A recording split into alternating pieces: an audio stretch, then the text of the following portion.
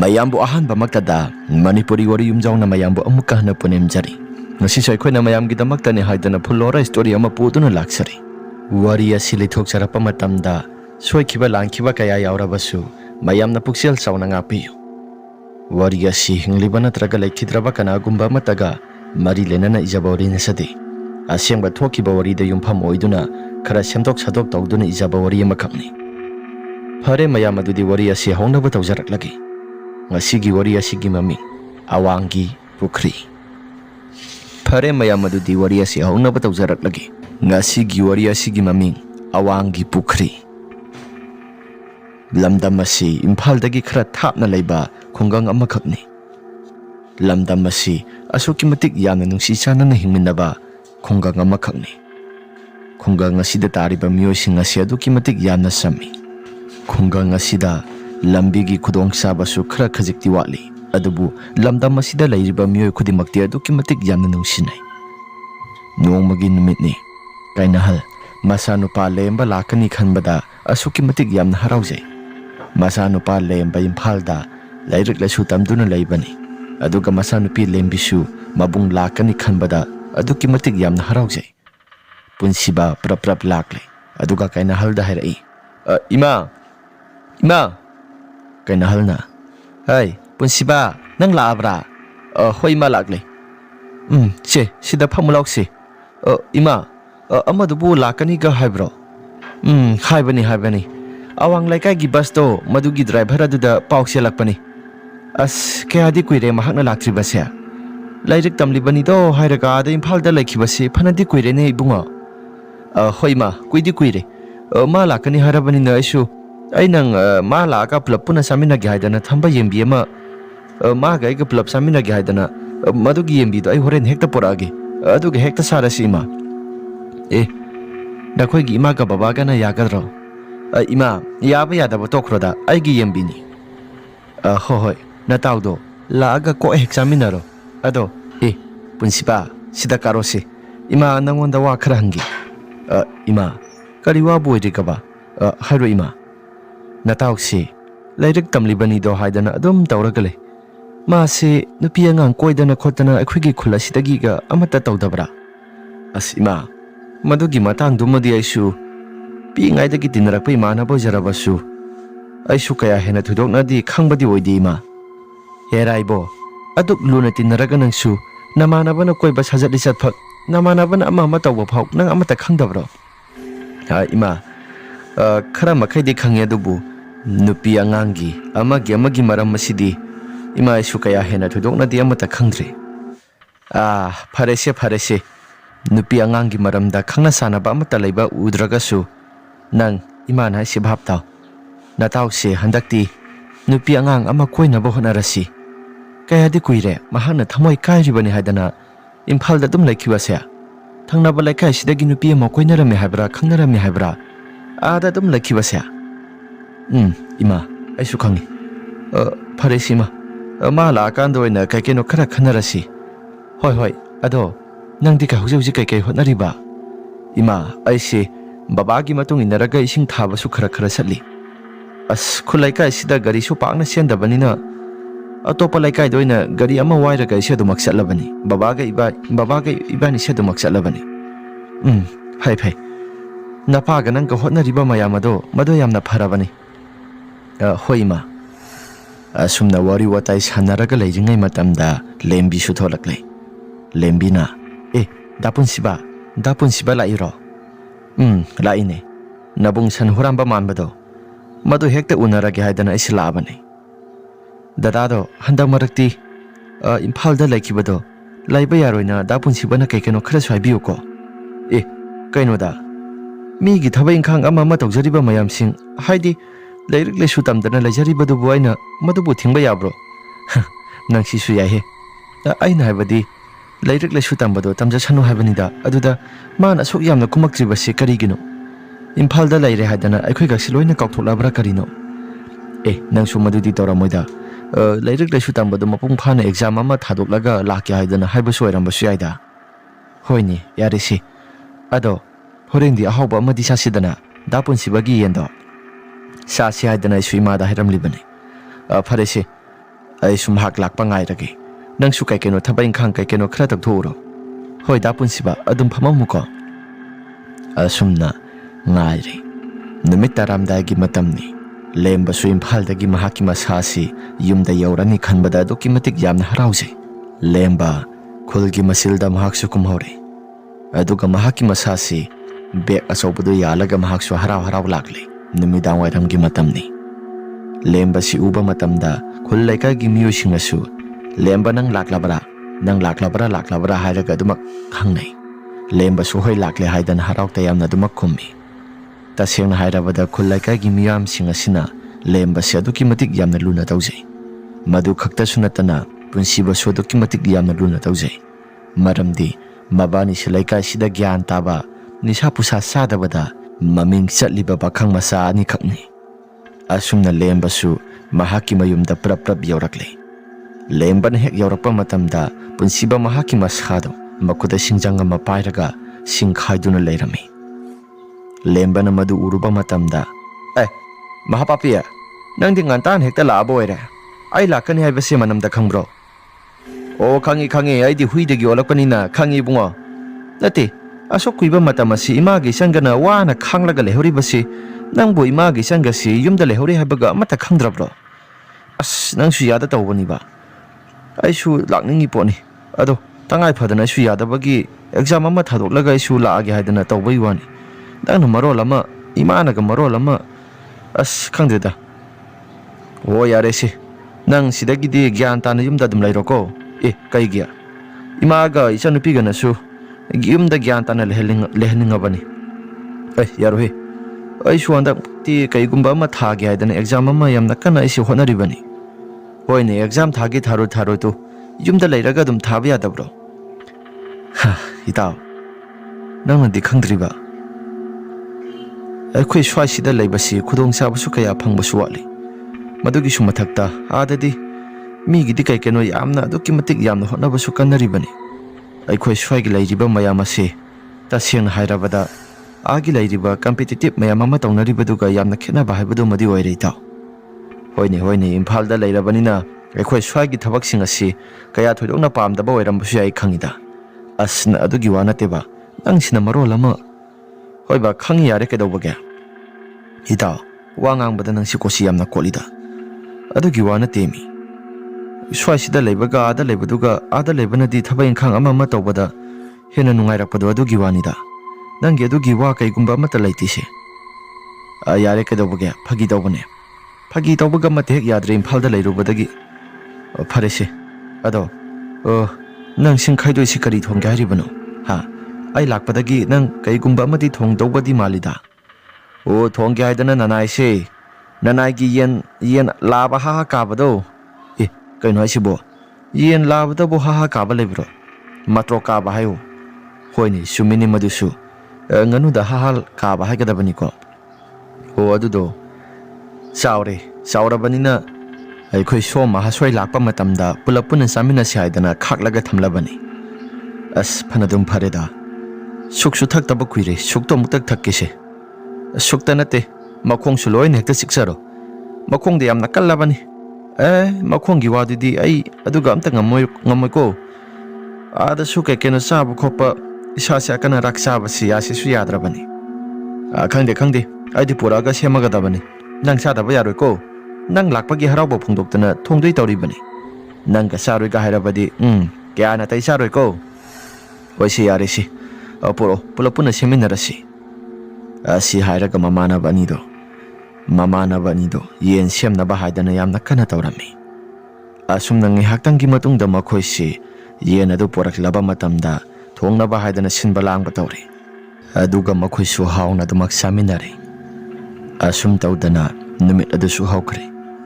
hapta mu lairaba matungda nuong numit amani lemba amadi suras aduga punsiba makhoi si laikai gi lambakta ngihaktang phamlaga walking oi kai boy wari watai khara sana siadana makhoi si laikai gi lambakta pulapuna lemina bani asumna lairingai matamda surasna sumna rai awang di pukhri asi suanda marakti mina kai keno khara so hainaida taseng hairabada lemba asi gumbagi laigi tinggi matang asi kaya thudongna sumahaki masada ꯊꯥꯖꯕꯁꯨ ꯑꯃꯠꯇ ꯂꯩꯇꯕꯅꯤ ꯃꯗꯨꯗ ꯂꯦꯝꯕꯅ ꯁꯨꯝ ꯍꯥꯏꯔꯛꯏ ꯑꯦ ꯀꯩꯅꯣ ꯍꯥꯏꯁꯤ ꯑꯋꯥꯡ ꯄꯨꯈ꯭ꯔꯤꯗ ꯀꯩꯗꯧꯔꯒꯦ ꯑꯋꯥꯡ ꯄꯨꯈ꯭ꯔꯤꯗ ꯀꯩꯗꯧꯕ ꯌꯥꯎꯔꯒꯦ ꯍꯥꯏꯁꯤ ꯀꯩꯁꯨ ꯊꯣꯏꯗꯣꯛꯄ ꯇꯧꯗꯦꯗ ꯍꯟꯗꯛ ꯃꯔꯛ ꯑꯁꯤ ꯑꯉꯥꯡ ꯅꯨꯄꯤ ꯃꯆꯥ ꯌꯥꯝꯅ ꯀꯞꯄꯦ ꯍꯥꯏꯗꯅ ꯃꯈꯣꯜ ꯈꯔꯁꯨ ꯇꯥꯔꯛꯄ ꯑꯗꯨꯒ ꯍꯦꯛ ꯌꯦꯡꯉꯨꯔꯒꯅ ꯀꯅꯥꯒꯨꯝꯕ ꯑꯃꯠꯇ ꯂꯩꯔꯝꯗꯕ ꯑꯁꯤꯒꯨꯝꯕꯁꯤ ꯍꯟꯗꯛ ꯃꯔꯛꯇꯤ ꯈꯔ ꯇꯣꯏꯅꯁꯨ ꯇꯧꯏ ꯍꯥꯏꯗꯅ ꯂꯩꯀꯥꯏꯒꯤ ꯃꯤꯑꯣꯏꯁꯤꯡꯅ ꯀꯩꯅꯣ ꯈꯔꯁꯨ ꯍꯥꯏꯅꯔꯤꯕꯅꯤ ꯚꯥꯏ ꯑꯣ ꯑꯗꯨꯒꯤ ꯑꯣꯏꯔꯦ ꯑꯗꯣ ꯂꯩꯀꯥꯏꯒꯤ ꯃꯤꯑꯣꯏꯁꯤꯡꯅ ꯍꯥꯏꯅꯔꯤꯕꯁꯤꯡ ꯑꯁꯤ ꯑꯩꯗꯤ ꯀꯌꯥ ꯊꯣꯏꯗꯣꯛꯅꯁꯨ ꯏꯁꯥꯗ ꯊꯥꯖꯕꯁꯨ ꯇꯧꯗꯦ ꯑꯗꯣ ꯀꯩꯅꯣ ꯍꯥꯏꯁꯤꯕꯣ ꯑꯦꯔꯥ ꯅꯪꯅ ꯊꯥꯖꯕ ꯊꯥꯖꯗꯕꯩꯗꯨꯅ ꯑꯃꯅꯤꯗꯅ ꯈꯨꯜ ꯂꯩꯀꯥꯏꯒꯤ ꯃꯤꯑꯣꯏꯁꯤꯡꯅꯗꯤ ꯑꯗꯨꯝ ꯍꯥꯏꯅꯔꯤꯕꯅꯤ ꯑꯣ ꯑꯗꯨ ꯑꯣꯏꯔꯦ ꯑꯗꯣ ꯂꯥꯏꯒꯤ ꯇꯤꯟꯒꯤ ꯃꯇꯥꯡ ꯑꯁꯤꯗꯤ ꯑꯩꯗꯤ ꯀꯌꯥ ꯊꯣꯏꯗꯣꯛꯅꯁꯨ ꯊꯥꯖꯕꯗꯤ ꯂꯩꯇꯦꯗ ꯏꯇꯥꯎ ꯍꯣꯏ ꯃꯤ ꯌꯥꯔꯦ ꯀꯩꯗꯧꯕꯒꯦ ꯅꯪꯅ ꯊꯥꯖꯗꯕꯩꯗꯨꯅ ꯑꯃꯅꯤ ꯅꯨꯃꯤꯗꯥꯡ ꯊꯦꯡꯕ ꯃꯝꯕ ꯇꯝꯕ ꯉꯝꯗꯕꯤꯗ ꯁ꯭ꯋꯥꯏꯁꯤꯗ ꯂꯩꯕ ꯃꯤꯑꯣꯏꯁꯤꯡ ꯑꯁꯤ ꯑꯗꯨꯝ ꯀꯩꯅꯣ ꯈꯔ ꯊꯦꯡꯅꯩ ꯍꯥꯏꯗꯅ ꯑꯗꯨꯝ ꯋꯥ ꯂꯥꯎꯅꯔꯤꯕꯅꯤ ꯑꯣ ꯑꯗꯣ ꯐꯔꯦꯁꯤ ꯂꯦꯝꯕ ꯅꯪ ꯑꯥꯗꯒꯤ ꯂꯥꯛꯄꯅꯤꯅ ꯀꯩꯁꯨ ꯊꯣꯏꯅꯁꯨ ꯅꯁꯥꯗ ꯁꯤꯒꯨꯝꯕꯁꯦ ꯑꯃꯠꯇ ꯈꯟꯖꯤꯟꯕ ꯇꯧꯔꯨꯅꯨꯗ ꯅꯈꯣꯏꯗꯤ ꯏꯝꯐꯥꯜꯗ ꯂꯥꯏꯔꯤꯛ ꯇꯝꯃꯛꯄꯅꯤꯅ ꯑꯩꯈꯣꯏ ꯈꯨꯡꯒꯪꯒꯤ ꯑꯁꯤꯒꯨꯝꯕ ꯊꯧꯗꯣꯛꯁꯤꯡ ꯑꯁꯤ ꯀꯔꯤꯒꯨꯝꯕ ꯑꯃꯠꯇꯁꯨ ꯈꯪꯂꯣꯏ ꯍꯦꯔꯥ ꯏꯇꯥꯎ ꯁꯨꯔꯁ ꯅꯪꯁꯨ ꯑꯗꯨꯃꯛꯇꯤ ꯄꯨꯡꯍꯥꯏ ꯍꯥꯏꯒꯅꯨꯗ ꯑꯩꯁꯨ ꯈꯨꯡꯒꯪ ꯑꯁꯤꯗ ꯆꯥꯎꯔꯛꯄꯅꯤ ꯈꯨꯡꯒꯪ ꯑꯁꯤꯗ ꯑꯩꯁꯨ ꯍꯤꯡꯂꯛꯄꯅꯤ ꯑꯗꯨꯒꯨꯝꯕ ꯃꯌꯥꯝꯁꯤꯡ ꯑꯗꯣ ꯑꯩꯁꯨ ꯈꯪꯉꯤ ꯄꯣꯠꯅꯤꯗ ꯑꯣ ꯌꯥꯔꯦꯁꯤ ꯈꯨꯡꯒꯪ ꯑꯁꯤꯗ ꯆꯥꯎꯔꯛꯂꯕꯁꯨ ꯅꯪꯗꯤ ꯑꯥꯗ ꯑꯗꯨꯝ ꯂꯩꯔꯛꯄꯅꯤꯅ ꯀꯩꯁꯨ ꯊꯣꯏꯅꯁꯨ ꯋꯥꯈꯜꯗ ꯑꯁꯤꯒꯨꯝꯕꯁꯤ ꯑꯃꯠꯇꯁꯨ ꯈꯪꯕ ꯅꯠꯇꯦꯗꯣ ꯏꯇꯥꯎ ꯍꯣꯏ ꯅꯪꯅ ꯍꯥꯏꯒꯨꯝꯅꯗꯅ ꯂꯥꯏꯒꯤ ꯇꯤꯟꯒꯤ ꯀꯩꯅꯣ ꯈꯔ ꯇꯧꯕꯁꯦ ꯑꯩꯗꯤ ꯏꯁꯥꯗꯁꯨ ꯀꯌꯥ ꯊꯣꯏꯗꯣꯛꯅꯁꯨ ꯊꯥꯖꯕꯗꯤ ꯇꯧꯗꯦ ꯑꯗꯨꯕꯨ ꯈꯨꯜ ꯑꯁꯤꯗ ꯊꯣꯛꯏꯕ ꯃꯌꯥꯝ ꯄꯨꯝꯅꯃꯛꯁꯤꯡ ꯑꯗꯣ ꯅꯪꯅ ꯍꯥꯏꯔꯀꯥꯟꯗ ꯑꯩꯁꯨ ꯈꯔꯗꯤ ꯈꯪꯂꯦꯗꯅ ꯑꯁꯨꯝꯅ ꯋꯥꯔꯤ ꯋꯥꯇꯥꯏ ꯈꯔ ꯁꯥꯟꯅꯔꯒ ꯃꯈꯣꯏꯁꯦ ꯑꯗꯨꯃꯛ ꯂꯩꯔꯝꯃꯤ ꯉꯥꯏꯍꯥꯛꯇꯪꯒꯤ ꯃꯇꯨꯡꯗ ꯄꯨꯟꯁꯤꯕꯅ ꯑꯁꯨꯝ ꯍꯥꯏꯔꯛꯏ ꯁꯨꯔꯁ ꯌꯥꯔꯦꯁꯦ ꯂꯥꯏꯒꯤ ꯇꯤꯟꯒꯤ ꯃꯇꯥꯡ ꯑꯁꯤ ꯃꯥꯗꯤ ꯀꯌꯥ ꯊꯣꯏꯗꯣꯛꯅꯁꯨ ꯍꯥꯟꯅ ꯑꯉꯥꯡ ꯑꯣꯏꯔꯤꯉꯩ ꯃꯇꯝꯗꯒꯤ ꯍꯧꯅ ꯊꯥꯁꯨ ꯊꯥꯖꯔꯛꯇꯕꯅꯤꯗ ꯐꯔꯦꯁꯦ ꯑꯗꯣ ꯚꯥꯏ ꯌꯨꯝꯗ ꯆꯪꯅꯕ ꯇꯧꯔꯁꯤꯔꯥ ꯑꯁꯤ ꯍꯥꯏꯔꯒ ꯃꯈꯣꯏꯁꯤ ꯌꯨꯝꯗ ꯂꯥꯛꯅꯕ ꯍꯥꯏꯗꯅ ꯇꯧꯔꯛꯂꯤ ꯉꯥꯏꯍꯥꯛꯇꯪꯒꯤ ꯃꯇꯨꯡꯗ ꯂꯦꯝꯕꯁꯨ ꯃꯌꯨꯝꯗ ꯌꯧꯔꯛꯂꯤ ꯑꯗꯨꯒ ꯃꯃꯥꯗ ꯑꯁꯨꯝꯅ ꯍꯥꯏꯔꯛꯏ ꯃꯃꯥ ꯀꯩꯅꯥꯍꯜꯗ ꯏꯃꯥ ꯍꯟꯗꯛ ꯃꯔꯛ ꯀꯩꯅꯣ ꯑꯩꯈꯣꯏꯒꯤ ꯈꯨꯜ ꯂꯩꯀꯥꯏꯁꯤꯗ ꯍꯥꯏꯅꯔꯤꯕꯁꯤꯡ ꯑꯁꯤ ꯀꯩꯗꯧꯔꯒꯦ ꯏꯕꯨꯡꯉꯣ ꯁꯤꯒꯤ ꯑꯋꯥꯡ ꯊꯪꯕꯒꯤ ꯄꯨꯈ꯭ꯔꯤꯗꯣ ꯃꯗꯨꯗ ꯀꯅꯥꯒꯨꯝꯕ ꯅꯨꯄꯤ ꯃꯆꯥ ꯑꯃ ꯑꯍꯤꯡꯒꯤ ꯃꯇꯝꯗ ꯀꯞꯄꯤ ꯍꯥꯏꯗꯅ ꯁꯤꯕꯣꯟ ꯃꯤꯅ ꯉꯥꯡꯅꯩꯌꯦꯅ ꯏꯃꯥꯟꯅꯕ ꯁꯨꯔꯁꯅ ꯍꯥꯏꯔꯛꯏ ꯁꯤꯕꯨ ꯀꯗꯥꯏ ꯐꯥꯎꯕ ꯆꯨꯝꯂꯤꯕꯅꯣ ꯂꯩꯀꯥꯏꯒꯤ ꯃꯤꯑꯣꯏꯁꯤꯡꯅ ꯀꯩꯅꯣ ꯈꯔꯗꯤ ꯑꯗꯨꯃꯛ ꯍꯥꯏꯗꯤ ꯍꯥꯏꯅꯕꯅꯤ ꯑꯗꯣ ꯑꯩꯗꯤ ꯀꯌꯥ ꯊꯣꯏꯗꯣꯛꯅꯁꯨ ꯏꯁꯥꯁꯦ ꯊꯥꯖꯕꯁꯨ ꯇꯧꯗꯦꯗ ꯏꯃꯥ ꯏꯝꯐꯥꯜꯗ ꯂꯥꯏꯔꯤꯛ ꯇꯝꯃꯛꯇꯕꯗꯨꯅ ꯇꯣꯉꯥꯟꯅ ꯊꯝꯈ꯭ꯔꯒ ꯑꯩꯁꯨ ꯂꯥꯏꯒꯤ ꯇꯤꯟꯒꯤ ꯃꯇꯥꯡ ꯑꯁꯦ ꯀꯌꯥ ꯊꯣꯏꯅꯁꯨ ꯑꯩꯒꯤ ꯏꯁꯥꯗ ꯊꯥꯖꯕꯁꯨ ꯇꯧꯗꯦꯗ ꯍꯣꯏ ꯁꯤ ꯌꯥꯔꯦ ꯏꯕꯨꯡꯉꯣ ꯅꯃꯥꯟꯅꯕ ꯁꯨꯔꯁꯅ ꯍꯥꯏꯕꯕꯨ ꯀꯇꯨ ꯀꯔꯟꯗ ꯉꯥꯡꯉꯒ ꯂꯩꯔꯕ ꯏꯕꯨꯡꯉꯣꯅꯤ ꯃꯗꯣ ꯑꯁꯨꯝꯅ ꯅꯨꯃꯤꯗꯥꯡꯒꯤ ꯃꯇꯝꯅꯤ ꯁꯨꯔꯁ ꯃꯍꯥꯛꯀꯤ ꯃꯁꯥꯁꯤ ꯄꯣꯊꯥꯐꯝ ꯈꯪꯗꯦ ꯍꯥꯏꯗꯅ ꯅꯨꯃꯤꯗꯥꯡꯒꯤ ꯃꯇꯝ ꯑꯗꯨꯗ ꯍꯪꯆꯤꯠ ꯂꯥꯡꯕ ꯑꯣꯏꯅ ꯃꯍꯥꯛꯁꯨ ꯄꯨꯈ꯭ꯔꯤ ꯑꯋꯥꯡ ꯊꯪꯕ ꯃꯥꯏꯀꯩ ꯁꯣꯝꯗ ꯃꯍꯥꯛꯁꯨ ꯂꯥꯛꯂꯤ ꯑꯗꯨꯒ ꯆꯨꯔꯨꯞ ꯃꯆꯩ ꯑꯃ ꯁꯝꯂꯒ ꯃꯍꯥꯛꯁꯨ ꯑꯗꯨꯃꯛ ꯂꯥꯛꯄꯅꯤ ꯁꯨꯔꯁꯅ ꯃꯤꯅ ꯍꯥꯏꯅꯩ ꯍꯥꯏꯗꯅ ꯑꯩꯁꯨ ꯑꯋꯥꯡ ꯊꯪꯕꯒꯤ ꯄꯨꯈ꯭ꯔꯤ ꯑꯁꯣꯝꯗ ꯏꯃꯥꯟꯅꯕ ꯂꯦꯝꯕꯗꯨꯗ ꯑꯩꯁꯨ ꯍꯥꯏꯗꯣꯛꯎꯔꯤ ꯇꯁꯦꯡꯅꯃꯛꯀꯤ ꯇꯧꯔꯤꯕ꯭ꯔꯥ ꯅꯠꯇ꯭ꯔꯒꯅ ꯀꯔꯤꯅꯣ ꯑꯩꯕꯨ ꯃꯪꯂ ꯇꯥꯏꯕꯪꯂ ꯒ꯭ꯌꯥꯟ ꯃꯦꯟꯒ ꯑꯃꯠꯇ ꯇꯥꯗ꯭ꯔꯦ ꯃꯤꯅ ꯍꯥꯏꯅꯩ ꯍꯥꯏꯗꯅ ꯑꯩꯁꯨ ꯑꯗꯣ ꯃꯤꯅ ꯍꯥꯏꯅꯔꯤꯕꯁꯤꯡ ꯑꯁꯤ ꯀꯔꯤꯒꯨꯝꯕ ꯈꯔꯗꯤ ꯆꯨꯝꯕ ꯇꯥꯔꯤ ꯑꯗꯨꯕꯨ ꯑꯩꯒꯤ ꯏꯁꯥꯗ ꯍꯥꯏꯅꯕ ꯈꯛꯇꯅꯤ ꯇꯥꯔꯤꯕ ꯑꯁꯤꯒꯨꯝꯕꯩ ꯃꯇꯥꯡꯁꯤꯗꯤ ꯀꯌꯥ ꯊꯣꯏꯗꯣꯛꯅꯁꯨ ꯑꯩꯒꯤ ꯏꯁꯥꯗ ꯊꯥꯁꯨ ꯊꯥꯖꯗꯕꯅꯤ ꯑꯗꯨꯕꯨ ꯏꯃꯥꯟꯅꯕ ꯂꯦꯝꯕꯗ ꯑꯩꯁꯨ ꯀꯩꯅꯣ ꯈꯔꯗꯤ ꯍꯥꯏꯖꯤꯜꯂꯨꯔꯦ ꯐꯔꯦ ꯉꯁꯤꯒꯤ ꯅꯨꯃꯤꯠꯁꯤꯃꯗꯤ ꯑꯩꯁꯨ ꯃꯤꯅ ꯍꯥꯏꯅꯔꯤꯕ ꯃꯌꯥꯝꯁꯤꯡ ꯑꯁꯤ ꯆꯨꯝꯕ꯭ꯔꯥ ꯂꯥꯟꯕ꯭ꯔꯥ ꯍꯥꯏꯕꯗꯣ ꯑꯃꯨꯛꯇꯪꯗꯤ ꯑꯩꯁꯨ ꯌꯦꯡꯊꯣꯛꯀꯦ ꯑꯁꯤ ꯍꯥꯏꯗꯅ ꯆꯨꯔꯨꯞ ꯃꯆꯩ ꯑꯃ ꯑꯗꯨꯝ ꯆꯤꯡꯗꯨꯅ ꯂꯥꯛꯂꯦ ꯑꯁꯨꯝꯅ ꯉꯥꯏꯍꯥꯛꯇꯪꯒꯤ ꯃꯇꯨꯡꯗ ꯄꯨꯟꯁꯤꯕ ꯑꯃꯗꯤ ꯂꯦꯝꯕꯁꯨ ꯋꯥꯔꯤ ꯋꯥꯇꯥꯏ ꯁꯥꯟꯅꯗꯨꯅ ꯂꯩꯀꯥꯏꯒꯤ ꯗꯨꯀꯥꯟ ꯂꯩꯔꯤꯕ ꯃꯥꯏꯀꯩ ꯑꯁꯣꯝꯗ ꯂꯥꯛꯄꯅꯤ ꯂꯩꯀꯥꯏꯒꯤ ꯗꯨꯀꯥꯟ ꯂꯩꯔꯤꯕ ꯃꯥꯏꯀꯩ ꯑꯁꯣꯝꯗ ꯂꯥꯛꯄ ꯃꯇꯝꯗ ꯄꯨꯟꯁꯤꯕꯅ ꯑꯁꯨꯝꯅ ꯍꯥꯏꯔꯛꯏ ꯏꯇꯥꯎ ꯍꯟꯗꯛ ꯃꯔꯛꯇꯤ ꯈꯨꯜ ꯂꯩꯀꯥꯏꯒꯤ ꯂꯩꯔꯤꯕ ꯃꯤꯑꯣꯏꯁꯤꯡ ꯑꯁꯤ ꯀꯔꯤꯒꯨꯝꯕ ꯑꯃꯗꯤ ꯇꯧꯕꯒꯨꯝ ꯇꯧꯗ꯭ꯔꯣ ꯀꯩꯗꯧꯔꯒꯦ ꯍꯥꯏꯁꯤ ꯈꯪꯗꯦꯗ ꯏꯕꯣ ꯅꯪꯁꯨ ꯍꯞꯇꯥ ꯑꯃꯒꯤ ꯃꯇꯝꯗꯤ ꯁꯨꯖꯜꯂꯛꯂꯕꯅꯤ ꯃꯐꯝ ꯖꯒꯥ ꯑꯁꯤꯗ ꯂꯩꯔꯛꯂꯤꯕꯁꯤ ꯈꯨꯜ ꯂꯩꯀꯥꯏꯒꯤ ꯃꯤꯑꯣꯏꯁꯤꯡ ꯑꯁꯤ ꯀꯤꯕꯒꯨꯝꯅ ꯌꯦꯡꯕ ꯃꯇꯝꯗ ꯏꯁꯥꯁꯤ ꯌꯥꯝꯅ ꯀꯔꯤꯒꯨꯝꯕ ꯈꯔꯗꯤ ꯐꯥꯎꯕꯒꯨꯝꯅ ꯑꯩꯒꯤ ꯏꯃꯥꯡ ꯑꯁꯤꯗ ꯎꯕꯒꯨꯝꯅ ꯇꯧꯕ ꯀꯔꯤ ꯑꯣꯏꯅ ꯐꯥꯎꯔꯤꯕꯅꯣ ꯍꯥꯏꯁꯤ ꯑꯩꯗꯤ ꯀꯌꯥ ꯊꯣꯏꯗꯣꯛꯄ ꯑꯃꯠꯇ ꯂꯩꯇꯕ꯭ꯔꯥ ꯍꯥꯏꯅ ꯈꯜꯂꯤꯗ ꯅꯪꯅ ꯑꯥꯗ ꯀꯨꯏꯅ ꯁꯥꯡꯅ ꯂꯩꯕꯗꯨꯅꯁꯨ ꯋꯥꯈꯜꯗ ꯀꯩꯁꯨ ꯊꯣꯏꯅ ꯍꯦꯟꯅ ꯋꯥꯈꯜꯗ ꯈꯟꯗꯕꯅꯤ ꯑꯗꯨꯕꯨ ꯈꯨꯜ ꯂꯩꯀꯥꯏꯁꯤꯗ ꯃꯌꯥꯝꯅ ꯍꯥꯏꯅꯔꯤꯕꯁꯤꯡ ꯑꯁꯤ ꯍꯦꯔꯥ ꯚꯥꯏ ꯅꯪꯁꯨ ꯄꯪꯈꯟꯗ ꯈꯟꯖꯤꯜꯂꯤ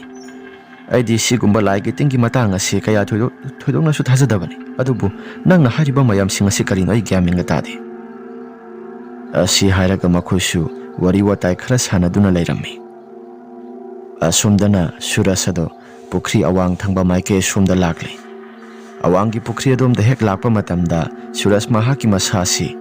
ꯏꯪ ꯂꯥꯎꯔꯕ ꯅꯨꯡꯁꯤꯠ ꯑꯃ ꯁꯥꯍꯨꯝ ꯑꯃ ꯃꯍꯥꯛꯀꯤ ꯃꯁꯥꯗ ꯌꯩꯁꯤꯜꯂꯛꯄꯅꯤ ꯃꯗꯨꯗ ꯁꯨꯔꯁ ꯃꯍꯥꯛꯀꯤ ꯃꯁꯥꯁꯤ ꯏꯁꯥꯁꯤ ꯏꯪ ꯂꯥꯎꯕ ꯅꯨꯡꯁꯤꯠ ꯑꯃꯅ ꯌꯩꯔꯤꯕꯁꯤ ꯑꯣꯟꯊꯣꯛꯅꯁꯨ ꯏꯁꯥꯁꯤ ꯏꯪꯈ꯭ꯔꯦꯗ ꯑꯁꯨꯝꯅ ꯁꯨꯔꯁ ꯃꯍꯥꯛꯀꯤ ꯃꯁꯥꯁꯤ ꯀꯗꯣꯝ ꯊꯪꯕ ꯁꯔꯨꯛꯇꯒꯤꯅꯣ ꯍꯥꯏꯗꯅ ꯅꯨꯡꯁꯤꯠ ꯂꯥꯛꯂꯤꯕ ꯃꯥꯏꯀꯩ ꯁꯣꯝꯁꯤ ꯌꯦꯡꯕ ꯃꯇꯝꯗ ꯁꯨꯔꯁ ꯃꯍꯥꯛꯀꯤ ꯃꯁꯥꯁꯤ ꯀꯗꯣꯝꯗꯒꯤꯅꯣ ꯍꯥꯏꯕꯁꯨ ꯒ꯭ꯌꯥꯟ ꯃꯦꯟꯒ ꯑꯃꯠꯇ ꯇꯥꯗ꯭ꯔꯦ ꯍꯧꯔꯤꯕ ꯎ ꯋꯥ ꯃꯌꯥꯝꯁꯤꯡ ꯑꯁꯤꯁꯨ ꯀꯔꯤꯒꯨꯝꯕ ꯑꯃꯠꯇ ꯂꯦꯡꯕ ꯇꯧꯗ ꯑꯗꯨꯝ ꯇꯨꯃꯤꯟꯅ ꯂꯩꯔꯤ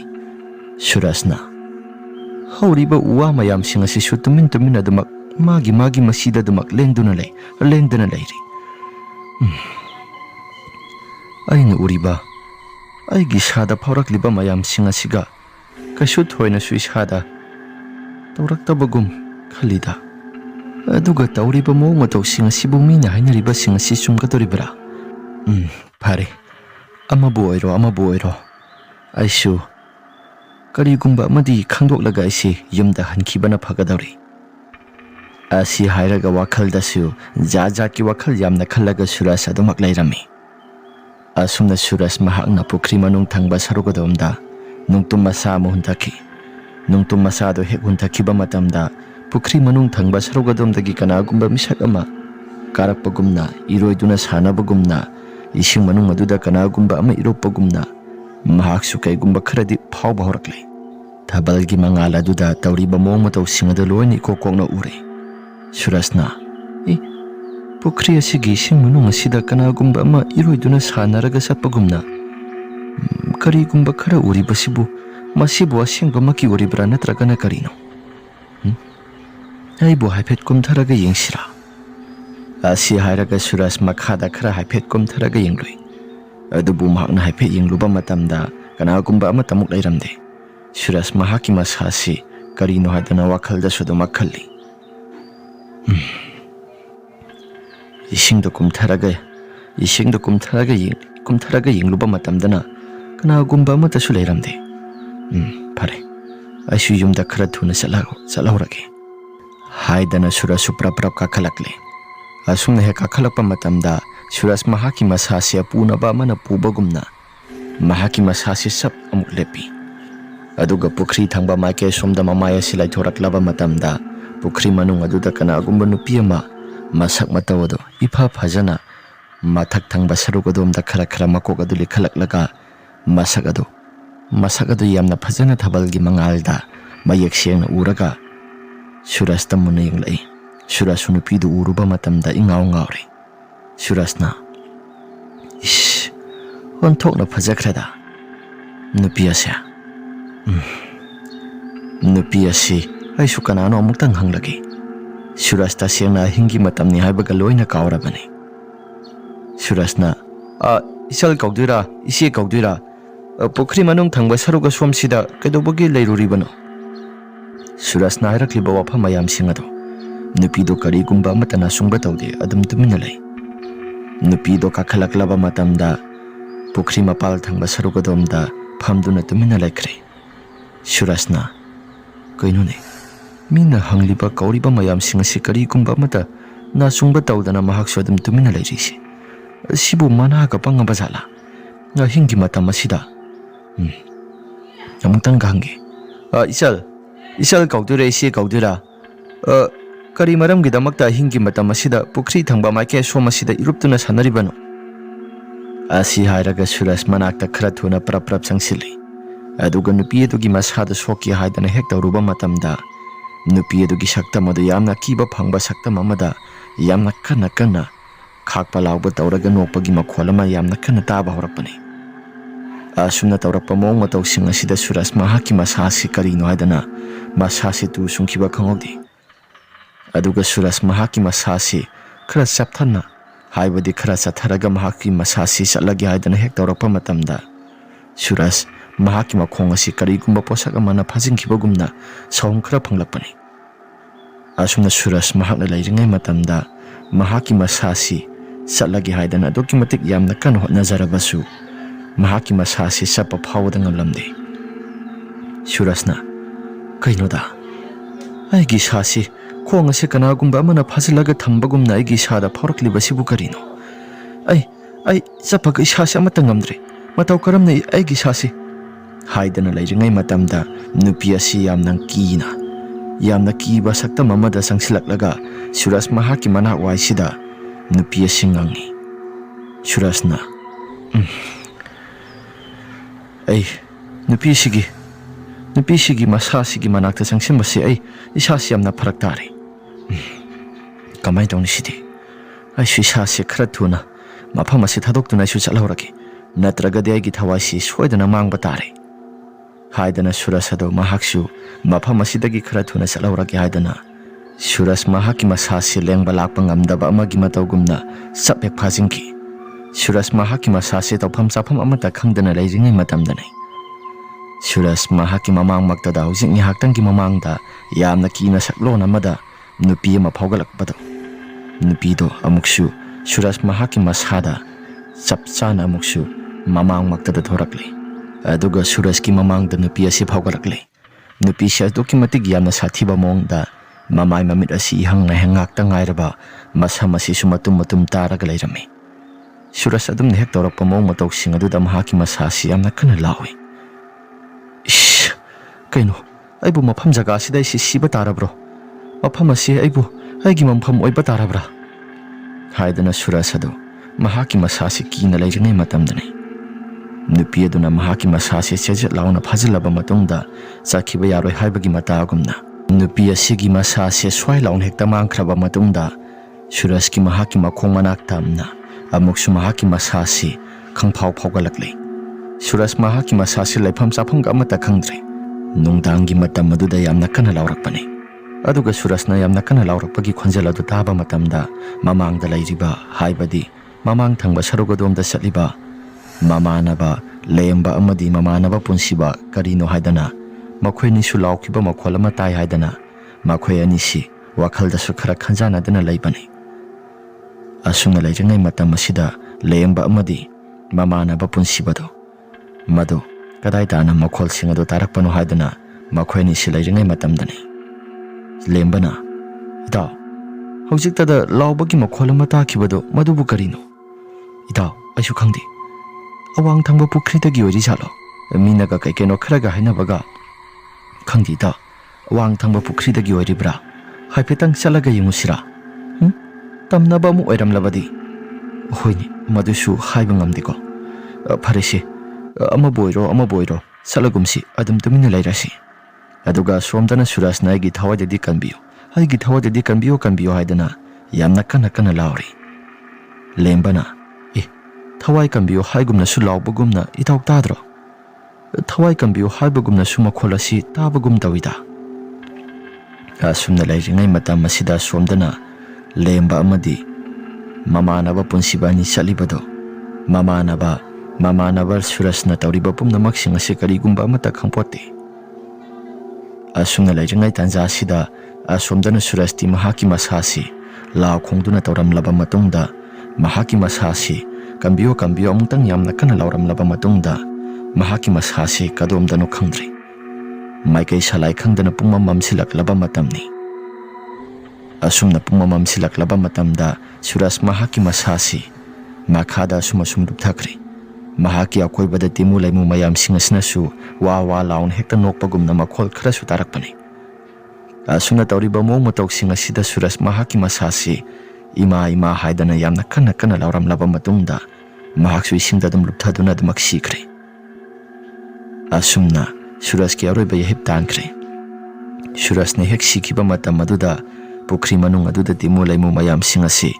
khak palakpa tawraga nokpagi makhol asi hekta sara salakpani. ꯁꯨꯔꯥꯁ ꯑꯁꯤꯁꯨ ꯏꯁꯤꯡ ꯃꯌꯥꯝ ꯑꯃ ꯊꯛꯆꯤꯜꯂꯒ ꯏꯁꯤꯡꯗꯨꯃꯛ ꯂꯨꯞꯊꯔꯒ ꯇꯤꯃꯨ ꯂꯩꯃꯨ ꯃꯌꯥꯝꯁꯤꯡ ꯑꯁꯤꯅ ꯃꯆꯦꯠ ꯃꯆꯦꯠ ꯁꯦꯠꯂꯒ ꯆꯥꯕꯒꯨꯝꯅ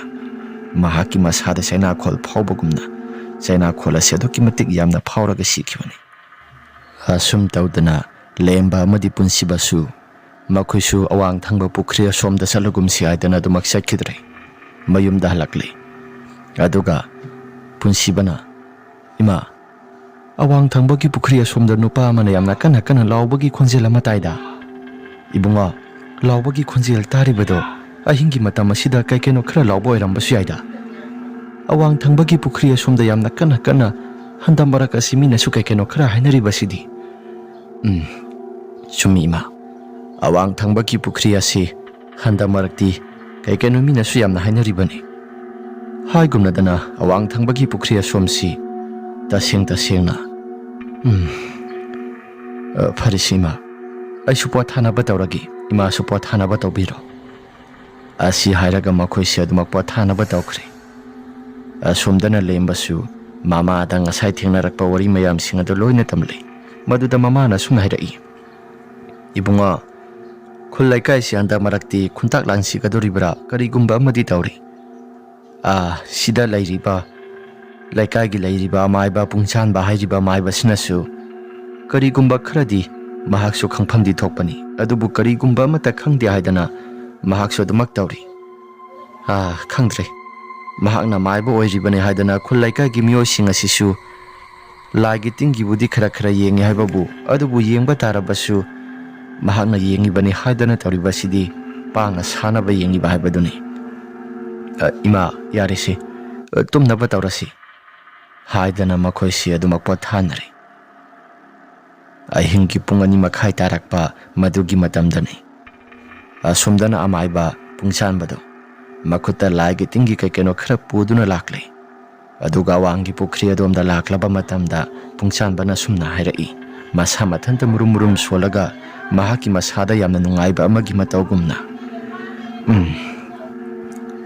ꯑꯩꯅ ꯇꯧꯒꯦ ꯈꯜꯂꯛꯄ ꯊꯕꯛ ꯈꯨꯗꯤꯡꯃꯛꯇ ꯉꯁꯤ ꯐꯥꯎꯕꯗ ꯀꯅꯥꯒꯨꯝꯕ ꯑꯃꯠꯇꯅꯁꯨ ꯊꯨꯒꯥꯏꯕ ꯑꯃꯠꯇ ꯇꯧꯔꯛꯇ꯭ꯔꯤ꯫ ꯑꯩꯅ ꯁꯥꯟꯅꯔꯤꯕ ꯈꯨꯗꯤꯡꯃꯛꯁꯤ ꯊꯨꯒꯥꯏꯒꯦ, ꯑꯌꯦꯠꯄ ꯑꯄꯟꯕ ꯄꯤꯒꯦ ꯍꯥꯏꯗꯅ ꯈꯪꯖꯤꯟꯅꯗꯕ ꯁꯥꯔꯤꯕ꯭ꯔꯥ ꯅꯠꯇ꯭ꯔꯒꯅ ꯈꯪꯅ ꯈꯪꯖꯤꯟꯅꯗ꯭ꯔꯤꯕ꯭ꯔꯥ? ꯁꯨꯔꯁ ꯍꯥꯏꯔꯤꯕ ꯏꯕꯨꯡꯉꯣ, ꯅꯪ ꯀꯩꯁꯨ ꯂꯥꯟꯗꯦ ꯍꯥꯏꯕ ꯑꯩ ꯈꯪꯏ, ꯑꯗꯨꯕꯨ ꯅꯪꯅ ꯑꯩꯒꯤ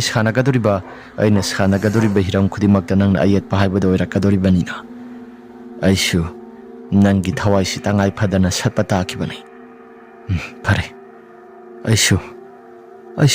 ꯑꯩꯒꯤ ꯁꯥꯟꯅꯐꯝ ꯊꯣꯛꯄ ꯂꯥꯏ ꯑꯁꯤ ꯁꯥꯟꯅꯔꯒ ꯌꯨꯝꯗ ꯑꯗꯨꯃꯛ ꯍꯟꯈꯤꯒꯦ ꯍꯥꯏꯔꯒ ꯁꯨꯝꯅ ꯄꯨꯡꯆꯥꯟꯕ ꯅꯣꯛꯐꯦꯠ ꯇꯧꯔꯒ ꯃꯍꯥꯛꯁꯨ ꯑꯋꯥꯡꯒꯤ ꯄꯨꯈ꯭ꯔꯤ ꯇꯝꯅ ꯑꯗꯨꯃꯛ ꯂꯥꯛꯂꯦ꯫ ꯑꯋꯥꯡꯒꯤ ꯄꯨꯈ꯭ꯔꯤ ꯑꯁꯣꯝꯁꯦ ꯍꯦꯛ ꯂꯥꯛꯄ ꯃꯇꯝ ꯑꯗꯨꯗ ꯅꯣꯡꯉꯥꯜꯂꯒꯗꯤ ꯑꯁꯤꯕ ꯍꯛꯆꯥꯡ ꯑꯁꯤ ꯇꯥꯎꯈꯠꯍꯟꯗꯕ ꯌꯥꯔꯣꯏ꯫ ꯄꯨꯈ꯭ꯔꯤꯗ ꯌꯨ ꯉꯥꯎꯔꯒ ꯌꯨꯡꯁꯤꯟꯕ ꯃꯥꯟꯅꯕ ꯍꯥꯏꯗꯅ ꯄꯨꯡꯁꯥꯟꯕꯁꯨ ꯃꯍꯥꯛꯀꯤ ꯃꯁꯥꯗ ꯂꯥꯏꯒꯤ ꯇꯤꯟꯒꯤ ꯀꯩꯅꯣ ꯈꯔ ꯄꯨꯈ꯭ꯔꯤ ꯃꯄꯥꯜ ꯊꯪꯕ ꯁꯔꯨꯛ ꯑꯁꯣꯝꯁꯤꯗ ꯂꯥꯏꯒꯤ ꯇꯤꯟꯒꯤ ꯄꯣꯠꯆꯩ ꯀꯩꯅꯣ ꯈꯔ ꯊꯥꯗꯣꯛꯂꯦ꯫ ꯑꯗꯨꯒ ꯑꯃꯨꯛꯁꯨ ꯃꯍꯥꯛꯀꯤ ꯃꯁꯥꯗ ꯖꯒꯣꯏ ꯁꯥꯊꯦꯛ ꯇꯧꯔꯒ ꯃꯐꯤ ꯃꯔꯣꯜ ꯑꯃꯠꯇ ꯌꯥꯎꯗꯅ ꯃꯍꯥꯛꯁꯨ ꯖꯒꯣꯏ ꯁꯥꯊꯦꯛ ꯇꯧꯔꯒ ꯖꯒꯣꯏ ꯁꯥꯕ ꯍꯧꯔꯛꯄꯅꯤ꯫ ꯑꯁꯨꯝꯅ ꯖꯒꯣꯏ ꯁꯥꯕ ꯍꯧꯔꯛꯄ ꯃꯇꯝꯗ ꯄꯨꯈ꯭ꯔꯤ ꯃꯄꯥꯜ ꯊꯪꯕ ꯁꯔꯨꯛ ꯑꯗꯣꯝꯗ ꯃꯨꯛꯁꯨꯛ ꯃꯨꯅ ꯄꯨꯡꯆꯥꯟꯕ ꯃꯍꯥꯛꯀꯤ ꯃꯅꯥꯛꯇ ꯂꯥꯏ ꯃꯌꯥꯝꯁꯤꯡ ꯑꯁꯤ ꯍꯦꯛꯇ ꯃꯊꯪ ꯆꯪꯁꯤꯟꯕ ꯍꯧꯔꯛꯄꯅꯤ꯫ ꯑꯁꯨꯝꯅ ꯇꯧꯔꯤꯕ ꯄꯨꯝꯅꯃꯛꯁꯤꯡ ꯑꯁꯤ ꯄꯨꯡꯆꯥꯟꯕ ꯃꯍꯥꯛꯀꯤ ꯃꯁꯥꯁꯤ ꯎꯔꯒ ꯑꯁꯨꯛꯀꯤ ꯃꯇꯤꯛ ꯌꯥꯝꯅ ꯍꯔꯥꯎꯏ꯫ ꯄꯨꯡꯆꯥꯟꯕꯅ "ꯑꯩꯅ ꯁꯥꯟꯅꯔꯤꯕ ꯂꯥꯏ ꯃꯌꯥꯝꯁꯤꯡ ꯑꯁꯤ ꯂꯣꯏꯅ ꯆꯪꯁꯤꯜꯂꯛꯂꯤ꯫ ꯑꯩ ꯉꯁꯤꯒꯤ ꯅꯨꯃꯤꯠꯁꯤ ꯑꯩꯅ ꯀꯠꯊꯣꯛꯂꯝꯂꯤꯕ ꯄꯣꯠꯆꯩ ꯃꯌꯥꯝꯁꯤꯡ ꯑꯁꯤ ꯍꯨꯟꯗꯣꯛꯇꯕꯁꯨ ꯌꯥꯔꯣꯏ꯫ ꯀꯔꯤꯒꯨꯝꯕ ꯃꯁꯤ ꯍꯨꯟꯗꯣꯛꯇꯕ ꯇꯥꯔꯒꯗꯤ ꯈꯨꯜ ꯂꯩꯀꯥꯏꯁꯤꯗ ꯂꯩꯔꯤꯕ ꯃꯤꯄꯨꯝ ꯈꯨꯗꯤꯡꯃꯛꯅ ꯑꯩꯁꯤ ꯃꯥꯏꯕ ꯏꯊꯟꯇ ꯈꯛꯇꯅꯤ, ꯑꯗꯨꯅ ꯑꯩꯉꯣꯟꯗ ꯂꯣꯏꯅ ꯆꯤꯡꯅꯈꯤꯕ ꯇꯥꯔꯦ꯫ ꯃꯁꯤꯒꯤ ꯂꯥꯏꯔꯝ ꯇꯤꯜꯂꯝ ꯃꯄꯥ ꯑꯁꯤ ꯃꯁꯤꯗꯩꯁꯤꯗ ꯍꯦꯛꯇ ꯃꯁꯤ ꯁꯨꯔꯨ ꯅꯩꯊꯦꯛꯇꯨꯅ ꯐꯨꯝꯖꯤꯜꯂꯝꯃꯒꯦ." ꯑꯁꯤ ꯍꯥꯏꯔꯒ ꯄꯨꯈ꯭ꯔꯤꯗꯨꯒꯤ ꯍꯦꯛ ꯅꯥꯀꯜ ꯊꯪꯕ ꯁꯔꯨꯛ ꯑꯗꯣꯝꯗ ꯆꯦꯜꯂꯤꯕ ꯈꯣꯡꯕꯥꯟ ꯑꯗꯨꯁꯨ ꯃꯗꯨꯗꯩꯗꯨꯗ ꯃꯍꯥꯛꯅ ꯉꯁꯥꯏ ꯄꯨꯔꯛꯄ ꯄꯣꯠꯆꯩꯁꯤꯡ ꯑꯗꯨ ꯂꯣꯏꯅ ꯂꯪꯊꯣꯛꯇꯨꯅ ꯊꯅꯝꯂꯦ꯫ ꯃꯁꯤꯒꯤ ꯃꯇꯨꯡꯗ ꯄꯨꯡꯆꯥꯟꯕ ꯂꯥꯏꯒꯤ ꯇꯤꯟꯒꯤ ꯁꯥꯟꯅꯕ ꯂꯣꯏꯁꯤꯜꯂꯒꯦ ꯍꯥꯏꯗꯅ ꯂꯥꯏ ꯃꯌꯥꯝꯁꯤꯡ ꯑꯗꯨꯗ ꯃꯍꯥꯛꯁꯨ ꯃꯆꯤꯟꯖꯥꯛ ꯀꯠꯂꯤꯕꯅꯤ ꯍꯥꯏꯗꯅ ꯈꯣꯏꯔꯨꯅ ꯁꯥꯕ ꯃꯤꯇꯝ ꯑꯃꯗ ꯏ ꯀꯌꯥ ꯃꯔꯨꯝ ꯑꯃ, ꯏꯁꯤꯡ ꯑꯗꯨꯁꯨ ꯃꯍꯥꯛꯅ ꯃꯍꯥꯛꯀꯤ ꯃꯁꯥꯗꯒꯤꯁꯨ ꯊꯣꯛꯍꯟꯕ ꯏ ꯌꯥꯎꯏ꯫ ꯑꯁꯨꯝꯅ Saru maset unsa maset aduga maitalsing adu maset mayamsing adu pukri adomda mahaki mantra solaga langthakre.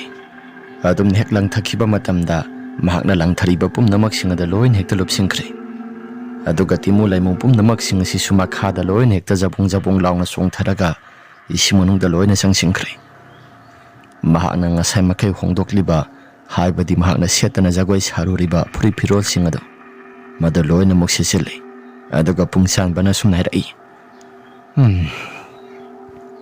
Mafam jaga asida karigumba aigi matangda thijing khojing gi haidana kanagumba misakara laklabadi aina ngasi Suras hariba nupa masa asida tambiriba para asi basiga sap manaba mongda aina su kanagumba misak amada sapchana muksu tambigani. Phare asu yumda satlagi haidana sumna mayumda sakre. Nonga laklaba matamda Suras hariba si baksang asi kanagumba matana su thengnadri. Walking chapa miyosing asisu karigumba mata thengnadri. Lembi na ising sokpa sakya haidana haibadi thakna sanaba ising sokpa sakya haidana mahaksu ising sokpa satpani. Ising sokpa mahakna pukri manung aduda mahakna ising asi hek sokya haidana bartina do thangdaba matamda haibadi pukri manung aduda bartina do mahakna ising sokya haidana ising khara lakhalakpa matam aduda karigumba posak khara mahakna ising manungda ui haidana ising ado haidoktuna muksu yengubani. Asumna yenguba matam aduda Suras mahaki asiba haksang ado ising manungdagi tapna tawkhalakle. Madu uruba matamda lembi mahaki masasi yamna kana laurai. Khullaikagi miyosingna kaidaurage haidana lembi gi manak tamna sangsilakpani. Maduda lembina is pukri manung asida da Suras asumna lembina haibani. Khullaikagi miyosing asisu karino haidana prap sensinnarakle. Suras mahaki asiba haksang ado tapna tawkhalakle. Pukri mapal thangba sarugadomda mayam asi pungak hektang ngaknare. Is mataw karam na sidi kanana kari maramgidamakta hatoiba sidi. Asumna hairakpa matamda khullaikagi miyosing asisu loin hektang ngaknarabani. Kari maramgidamak kanana hatlibano haidana makhoi asi amaga panghangda hangnai. Asumna hangnaringai matam aduda makhoi mayam asiba haksang asi asumna thamlabadi yaro laukhasi khara thuna haidana makhoi asiba haksang ado laukhalakle. Asumna laukhalakpa matamda pungsan basisu lakpani. Karigumba amata khangjinadaba saraga mahaki masasi lakpani. Maduda pungsan bana sumna hairai. Mahaki masasi masin mayado yu manam nambra muktang yengbiyo. Karigumba yu manam namba tarabadi mahakna siriba khusi asi yu thaklaga siba oikadoribani pukri asomda sanglaga haibadi pukri adomda kumtharaklaga mahaki haksang asi ising makhasida tasilaga mahaki masasi siba oikadoribani. Amuktang yengsi kanana khangba asiba haksang asi pukri manung asida namsilaga laiba oiramlabadi. Asumna hek hairai. Asumna hairakpa matam asida khullaikagi miyosing asiba haksang ado laukhalakle. Aduga mahaki maya manung asida yumanam nambra haidana maya masina yengi adubu yunamdi amata namde. Asumna mathabaga sinam namdana yengli adubu mahaki masasi kuchuda taiphet taraga mahaki masasi iya mata yaudabagumna tawrabani. Khullaikagi miyamsing asinasu pungsanba mahak maibasina hairiba pumnamaksing asi yu thakpa natragasu iraknaraga soidana siba oiramgani haidana maya masina kinarabani. Suraski mama mapasing adusu laaga masagi thawai yaudraba haksang asi yenglaga duma kaplipani. Suraski mapana ipagi bungo ipana haidra handa maragasi khullaikagi pukri asomda awangi pukri asomda masidai sida sakanu haidana aina tattana haibanatra. Khullaikagi pukri asi handa marakti karigumba amadi tawre haidana aina nangonda tattana haibani adubu nangdi ipana haijariba pumnamaksing asi karigumba amata takhidabani. Mama adusu adumangai. Asum tawdana matam kuina sangna tindaraga lairabadi Suraski asiba haksang asi patha pumtharakpa yai haidana mayamna prap tawraga makhoisi asiba haksang ado sanskar tawkhre. Mamanaba aniduna haibadi mamanaba punsiba amadi lemba ꯃꯈꯣꯏꯁꯨ ꯌꯥꯝꯅ ꯅꯨꯡꯉꯥꯏꯇꯦ꯫ ꯂꯦꯝꯕꯅ ꯍꯥꯏꯔꯛꯏ, ꯏꯇꯥꯎ, ꯉꯔꯥꯡ ꯏꯕꯥꯅꯤꯅ ꯑꯁꯨꯝ ꯆꯠꯄ ꯃꯇꯝꯗ ꯑꯩꯗꯤ ꯌꯥꯝꯅ ꯀꯟꯅ ꯀꯟꯅ ꯂꯥꯎꯕ ꯈꯣꯡꯕꯒꯤ ꯈꯣꯟꯖꯦꯜ ꯀꯩꯒꯨꯝꯕ ꯈꯔ ꯇꯥꯈꯤ ꯍꯥꯏꯗꯅ ꯑꯩꯁꯨ ꯏꯁꯥꯗ ꯅꯪꯉꯣꯟꯗ ꯑꯩꯅ ꯄꯥꯎ ꯇꯝꯈꯤꯕꯗꯣ ꯃꯗꯨ ꯑꯩꯅ ꯁꯨꯝ ꯈꯟꯕ ꯃꯇꯝꯗ ꯏꯃꯥꯟꯅꯕ ꯁꯨꯔꯁ ꯑꯁꯤ ꯃꯍꯥꯛꯀꯤ ꯈꯣꯟꯖꯦꯜ ꯑꯣꯏꯔꯝꯒꯗ꯭ꯔꯥ ꯍꯥꯏꯔꯒ ꯑꯩꯁꯨ ꯋꯥꯈꯜꯗ ꯈꯜꯂꯤ꯫ ꯃꯗꯨꯗ ꯄꯨꯟꯁꯤꯕꯅ ꯁꯨꯝ ꯍꯥꯏꯔꯛꯏ, ꯍꯣꯏꯅꯦ ꯏꯇꯥꯎ, ꯑꯣꯏꯔꯝꯕꯁꯨ ꯌꯥꯏ꯫ ꯑꯁ ꯃꯗꯨꯒꯤ ꯚꯥꯞ ꯃꯦꯟꯒ ꯑꯃꯠꯇ ꯇꯥꯗ꯭ꯔꯦ ꯑꯩꯁꯤ, ꯒ꯭ꯌꯥꯟ ꯃꯦꯟꯒ ꯑꯃꯠꯇ ꯇꯥꯗ꯭ꯔꯕꯅꯤꯗ꯫ ꯍꯣꯏ ꯐꯔꯦꯁꯦ, ꯍꯧꯈꯤꯕꯅ ꯍꯧꯈꯤꯕ ꯑꯣꯏꯔꯕꯁꯨ ꯑꯩꯗꯤ ꯏꯃꯥꯟꯅꯕ ꯁꯨꯔꯁ ꯑꯁꯤ ꯑꯣꯟꯊꯣꯛꯅ ꯅꯨꯡꯉꯥꯏꯈꯤꯗ꯭ꯔꯦꯗ꯫ ꯃꯍꯥꯛꯅ ꯅꯠꯇ꯭ꯔꯥ ꯑꯩꯉꯣꯟꯗ ꯍꯟꯗꯛꯀꯤ ꯃꯇꯥꯡꯁꯤꯃꯗꯤ ꯈꯨꯜ ꯂꯩꯀꯥꯏꯁꯤ ꯀꯔꯤꯒꯨꯝꯕ ꯑꯃꯗꯤ ꯇꯧꯏ ꯍꯥꯏꯗꯅ ꯃꯍꯥꯛꯅ ꯇꯠꯇꯅ ꯍꯥꯏꯕꯤꯔꯝꯕꯗꯣ꯫ ꯑꯗꯨꯕꯨ ꯈꯨꯜ ꯂꯩꯀꯥꯏꯁꯤꯗ ꯇꯧꯔꯤꯕ ꯄꯨꯝꯅꯃꯛꯁꯤꯡ ꯑꯁꯤ ꯇꯁꯦꯡꯅ ꯑꯩ ꯈꯪꯗ꯭ꯔꯦ, ꯒ꯭ꯌꯥꯟ ꯃꯦꯟꯒ ꯑꯃꯠꯇ ꯇꯥꯗ꯭ꯔꯤ ꯏꯇꯥꯎ꯫ ꯏꯇꯥꯎ ꯌꯥꯔꯦꯁꯦ, ꯑꯩꯈꯣꯏꯁꯨ ꯂꯣꯏꯅ ꯁꯤꯒꯗꯕ ꯉꯥꯛꯇꯅꯤ, ꯑꯗꯨꯕꯨ ꯍꯤꯡꯂꯤꯉꯩ ꯃꯇꯝ ꯑꯁꯤꯗ ꯑꯩꯈꯣꯏꯁꯨ ꯅꯨꯡꯁꯤ ꯆꯥꯟꯅꯅ ꯍꯤꯡꯃꯤꯟꯅꯅꯕ ꯑꯩꯈꯣꯏ ꯍꯣꯠꯅꯃꯤꯟꯅꯁꯤ꯫ ꯍꯣꯏꯗ ꯏꯇꯥꯎ, ꯈꯪꯏꯗ, ꯑꯗꯣ ꯃꯇꯝ ꯆꯥꯗꯅ ꯃꯅꯨꯡ ꯃꯇꯝ ꯆꯥꯗꯅ ꯂꯩꯈꯤꯗꯕ ꯍꯥꯏꯕꯁꯤꯃꯗꯤ ꯑꯩꯁꯨ ꯏꯁꯥꯗ ꯌꯥꯝꯅ ꯅꯨꯡꯉꯥꯏꯖꯗꯦ꯫ ꯐꯔꯕꯁꯨ ꯐꯠꯇ꯭ꯔꯕꯁꯨ ꯃꯍꯥꯛ ꯑꯩꯈꯣꯏꯒ ꯂꯣꯏꯅꯔꯝꯕ ꯏꯃꯥꯟꯅꯕꯅꯤ꯫ ꯑꯁ ꯃꯤꯑꯣꯏꯕꯒꯤ ꯄꯨꯟꯁꯤꯁꯦ ꯇꯝꯕ ꯑꯃꯠꯇ ꯉꯝꯗꯦꯀꯣ꯫ ꯑꯁꯨꯝꯅ ꯃꯈꯣꯏ ꯃꯃꯥꯟꯅꯕ ꯁꯨꯔꯁ ꯂꯩꯈꯤꯗꯕ ꯃꯇꯝ ꯑꯁꯤꯗ ꯂꯦꯝꯕ ꯑꯃꯗꯤ ꯄꯨꯟꯁꯤꯕ ꯋꯥꯈꯜꯗ ꯅꯨꯡꯉꯥꯏꯐꯝꯒ ꯑꯃꯠꯇ ꯈꯪꯗ꯭ꯔꯦ꯫ ꯇꯁꯦꯡꯅ ꯍꯥꯏꯔꯕꯗ ꯃꯈꯣꯏ ꯁꯨꯔꯁ ꯑꯁꯤ ꯂꯩꯀꯥꯏꯁꯤꯗ ꯃꯍꯥꯛꯀꯤꯁꯨ ꯃꯁꯥꯁꯤ ꯃꯤꯅ ꯐꯩ ꯍꯥꯏꯗꯅ ꯍꯥꯏꯅꯔꯤꯕ ꯄꯥꯈꯪ ꯃꯆꯥ ꯑꯃꯈꯛꯅꯤ꯫ ꯑꯗꯨꯕꯨ ꯃꯍꯥꯛꯀꯤ ꯃꯁꯥꯁꯤ ꯃꯤꯅ ꯐꯩ ꯍꯥꯏꯗꯅ ꯍꯥꯏꯅꯖꯔꯕꯁꯨ ꯃꯍꯥꯛꯀꯤ ꯃꯁꯥꯗ ꯅꯤꯁꯥ ꯄꯨꯁꯥꯁꯤ ꯌꯨꯗꯤ ꯈꯔ ꯑꯗꯨꯃꯛ ꯁꯤꯖꯤꯟꯅꯕꯅꯤ꯫ ꯑꯁꯨꯝꯅ ꯁꯨꯔꯁꯀꯤ ꯃꯊꯧ ꯃꯉꯝꯁꯤꯡ ꯑꯁꯤ ꯄꯥꯡꯊꯣꯛꯄ ꯂꯣꯏꯁꯤꯜꯂꯕ ꯃꯇꯨꯡꯗ ꯈꯨꯜ ꯂꯩꯀꯥꯏꯒꯤ ꯃꯤꯑꯣꯏꯁꯤꯡ ꯑꯁꯤ ꯑꯋꯥꯡꯒꯤ ꯄꯨꯈ꯭ꯔꯤ ꯑꯁꯤꯗ ꯀꯨꯝꯕꯁꯤ ꯈꯔ ꯈꯛꯇꯛꯇꯤ ꯆꯥꯅꯔꯦ꯫ ꯇꯁꯦꯡꯅ ꯂꯦꯝꯕꯤ ꯃꯍꯥꯛꯀꯤ ꯃꯃꯥꯡꯃꯛꯇꯗ ꯁꯨꯔꯁꯀꯤ ꯑꯁꯤꯕ ꯍꯛꯆꯥꯡ ꯑꯗꯨ ꯇꯥꯎꯈꯠꯂꯛꯈꯤꯕꯅꯤ꯫ ꯃꯗꯨ ꯎꯔꯨꯕ ꯃꯇꯝꯗ ꯃꯍꯥꯛꯀꯤ ꯃꯁꯥꯁꯤ ꯊꯛ ꯅꯤꯛꯇꯨꯅ ꯑꯗꯨꯃꯛ ꯂꯩꯔꯤꯕꯅꯤ꯫ ꯂꯦꯝꯕꯤꯅ ꯃꯍꯥꯛꯀꯤ ꯃꯃꯥ ꯀꯩꯅꯥꯍꯜꯗ, ꯏꯃꯥ, ꯑꯩꯗꯤ ꯑꯣꯟꯊꯣꯛꯅ ꯍꯩꯅꯈꯤꯗ꯭ꯔꯦ꯫ ꯗꯥ ꯁꯨꯔꯁꯀꯤ ꯑꯁꯤꯕ ꯍꯛꯆꯥꯡ ꯑꯗꯨ ꯑꯩꯒꯤ ꯍꯦꯛ ꯏꯃꯥꯡꯗꯅꯤ ꯃꯍꯥꯛꯀꯤ ꯑꯁꯤꯕ ꯍꯛꯆꯥꯡ ꯑꯗꯨ ꯇꯥꯎꯈꯠꯂꯛꯂꯤꯕꯗꯣ꯫ ꯏꯕꯦꯝꯃ, ꯍꯦꯟꯖꯤꯟꯅꯁꯨ ꯈꯜꯂꯨꯔꯅꯨ ꯌꯥꯔꯦ꯫ ꯈꯨꯜ ꯂꯩꯀꯥꯏꯒꯤ ꯄꯨꯈ꯭ꯔꯤ ꯊꯛꯅ ꯆꯥꯅꯔꯤꯕꯁꯤꯡ ꯑꯁꯤꯗ ꯏꯁꯤꯡ ꯑꯁꯤꯗ ꯃꯍꯥꯛꯀꯤ ꯍꯛꯆꯥꯡ ꯑꯗꯨ ꯍꯦꯛꯇ ꯇꯥꯁꯤꯜꯂꯒꯁꯤ, ꯑꯁ ꯁꯨꯔꯁ ꯍꯥꯏꯔꯤꯕ ꯑꯉꯥꯡ ꯑꯁꯤꯁꯨ ꯑꯣꯟꯊꯣꯛꯅ ꯅꯨꯡꯉꯥꯏꯈꯤꯗ꯭ꯔꯦꯗ꯫ ꯃꯥꯁꯨ ꯃꯕꯨꯛ ꯃꯄꯥꯎ ꯌꯥꯝꯅ ꯐꯕꯗ ꯈꯨꯜ ꯂꯩꯀꯥꯏꯁꯤꯗ ꯃꯤꯅ ꯍꯥꯏꯅꯔꯤꯕꯅꯤ, ꯑꯐꯕ ꯃꯤꯗꯤ ꯂꯥꯏꯅ ꯄꯥꯝꯃꯤ ꯍꯥꯏꯕꯗꯨ ꯃꯁꯤꯃꯛꯅꯤ꯫ ꯑꯁ ꯈꯪꯗ꯭ꯔꯦꯗ ꯏꯕꯦꯝꯃ, ꯒ꯭ꯌꯥꯟ ꯃꯦꯟꯒ ꯑꯃꯠꯇ ꯇꯥꯗ꯭ꯔꯦ꯫ ꯍꯟꯗꯛ ꯃꯔꯛ ꯑꯩꯈꯣꯏꯒꯤ ꯈꯨꯜ ꯂꯩꯀꯥꯏꯁꯤꯗ ꯀꯩꯒꯨꯝꯕ ꯈꯣꯟꯖꯦꯜ ꯌꯥꯝꯅ ꯇꯥꯏꯅ ꯍꯥꯏꯅꯔꯤꯕꯁꯤꯗꯤ ꯃꯍꯥꯛ ꯑꯁꯤ ꯂꯥꯏ ꯐꯠꯇꯕꯅ ꯂꯧꯒꯗꯕꯗꯨꯅ ꯑꯣꯏꯔꯤꯕ꯭ꯔꯥ? ꯒ꯭ꯌꯥꯟ ꯃꯦꯟꯒ ꯑꯃꯠꯇ ꯇꯥꯗ꯭ꯔꯦ꯫ ꯏꯃꯥ, ꯑꯩꯗꯤ ꯏꯁꯥꯁꯤ ꯑꯁꯨꯝ ꯆꯤꯡꯅꯩꯀꯣ꯫ ꯅꯪꯗꯤ ꯀꯔꯤ ꯆꯤꯡꯅꯔꯤꯕ? ꯑꯩꯗꯤ ꯄꯨꯡꯆꯥꯟꯕ ꯍꯥꯏꯔꯤꯕ ꯃꯥꯏꯕꯁꯤ ꯑꯩꯗꯤ ꯃꯍꯥꯛꯁꯤ ꯌꯥꯝꯅ ꯆꯤꯡꯅꯩ꯫ ꯑꯁꯨꯛ ꯀꯨꯏꯔꯕ ꯃꯇꯝ ꯑꯁꯤ ꯃꯥꯅ ꯍꯩꯇꯦ ꯍꯥꯏꯗꯅ ꯑꯗꯨꯃꯛ ꯈꯨꯜ ꯂꯩꯀꯥꯏꯒꯤ ꯃꯤꯑꯣꯏꯁꯤꯡ ꯑꯁꯤꯅ ꯊꯦꯡꯅꯔꯤꯕ ꯑꯋꯥ ꯑꯅꯥ ꯃꯌꯥꯝꯁꯤꯡ, ꯂꯩꯀꯥꯏꯁꯤꯒꯤ ꯑꯋꯥꯡꯒꯤ ꯄꯨꯈ꯭ꯔꯤꯁꯤꯗꯒꯤ ꯊꯛꯅ ꯆꯥꯅꯅꯕ ꯏꯁꯤꯡ ꯀꯩꯅꯣ ꯈꯔꯁꯨ ꯂꯧꯅꯔꯤꯕꯅꯤ, ꯑꯗꯨꯝ ꯈꯪꯅꯔꯤ ꯃꯍꯥꯛꯁꯨ꯫ ꯍꯥꯏꯕꯗꯤ ꯈꯨꯜ ꯂꯩꯀꯥꯏꯁꯤꯒꯤ ꯏꯁꯤꯡ ꯃꯌꯥꯝ ꯑꯃ ꯊꯛꯅ ꯆꯥꯅꯔꯤꯕꯁꯤꯡ ꯑꯁꯤ ꯃꯍꯥꯛꯁꯨ ꯈꯪꯉꯤ ꯄꯣꯠꯅꯤ꯫ ꯑꯗꯨꯒ ꯀꯔꯤꯒꯤꯅꯣ ꯈꯨꯜ ꯂꯩꯀꯥꯏꯒꯤ ꯃꯤꯑꯣꯏꯁꯤꯡ ꯑꯁꯤꯅ ꯃꯃꯥꯡꯊꯛꯀꯤ ꯃꯇꯝꯗꯒꯤ ꯍꯧꯅ ꯀꯔꯤꯒꯨꯝꯕ ꯈꯣꯟꯖꯦꯜꯗꯤ ꯑꯗꯨꯃꯛ ꯇꯥꯏꯅ ꯍꯥꯏꯅꯔꯒ ꯃꯍꯥꯛꯅ ꯊꯧꯁꯥꯗꯕꯤ ꯑꯗꯨꯝ ꯂꯩꯕ ꯌꯥꯕ꯭ꯔꯥ? ꯃꯍꯥꯛꯇꯤ ꯃꯥꯏꯕꯅꯤ, ꯀꯔꯤꯒꯨꯝꯕ ꯈꯔꯗꯤ ꯈꯪꯐꯝ ꯊꯣꯛꯄꯅꯤ꯫ ꯂꯦꯝꯕꯤꯒꯤ ꯋꯥꯐꯝ ꯑꯁꯤ ꯍꯦꯛ ꯍꯥꯏꯔꯛꯄ ꯃꯇꯝꯗ ꯃꯃꯥ ꯀꯩꯅꯥꯍꯜꯅ, ꯍꯩ, ꯀꯩꯅꯣ ꯅꯪꯅ ꯉꯥꯡꯉꯤꯗꯣ? ꯈꯨꯜ ꯂꯩꯀꯥꯏꯒꯤ ꯃꯥꯏꯕꯁꯤꯗ ꯑꯗꯨꯝꯅ ꯍꯦꯛ ꯍꯥꯏꯔꯤꯕꯗꯣ ꯀꯔꯤꯒꯤꯅꯣ? ꯏꯕꯦꯝꯃ, ꯅꯪ ꯃꯇꯨꯡ ꯃꯅꯥꯎ ꯑꯗꯨꯒꯨꯝꯕ ꯋꯥꯐꯝ ꯑꯗꯨ ꯅꯪ ꯍꯥꯏꯕ ꯌꯥꯗꯦꯀꯣ꯫ ꯏꯃꯥ, ꯑꯩꯗꯤ ꯑꯆꯨꯝꯕꯗꯣ ꯑꯗꯨꯛ ꯍꯥꯏꯖꯕꯅꯤ꯫ ꯈꯨꯜ ꯂꯩꯀꯥꯏꯁꯤꯒꯤ ꯃꯤꯑꯣꯏ ꯄꯨꯝꯅꯃꯛꯁꯤꯡ ꯑꯁꯤ ꯃꯍꯥꯛꯅ ꯂꯣꯏꯅ ꯍꯦꯛꯇ ꯉꯝꯂꯕꯔꯥ?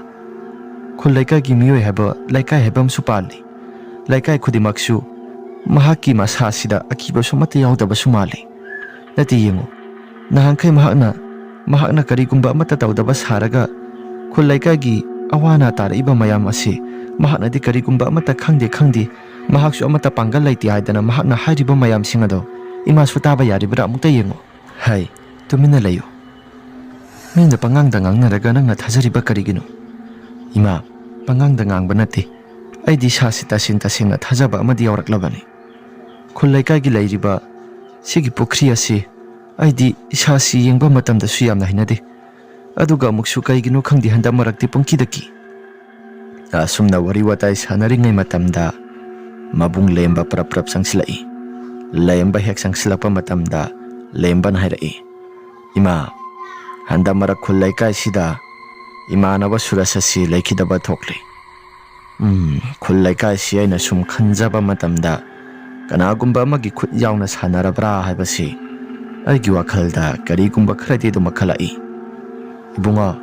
nang adugumba wakhal phatabado khanba yadeko. Ima, asigumba wakhal phatabasi asigumba si phana khanbasi amatasu yaroidawri. Khulai kai gi lairiba maibani haidana ama lairiba sisu mana yengpham thokpani adubo aidi laigi tingi matang asi hanadagi su hauna kaya thoina somata thajadabani. Handa marak imanaba surasna laitabasi aidi shasi yamna singnai. Ibunga yaresi adugumba wakhal phatabado khandabida aikhoi adum tumina laisida. Ima, asigumba wakhal phatabasing asi khallaga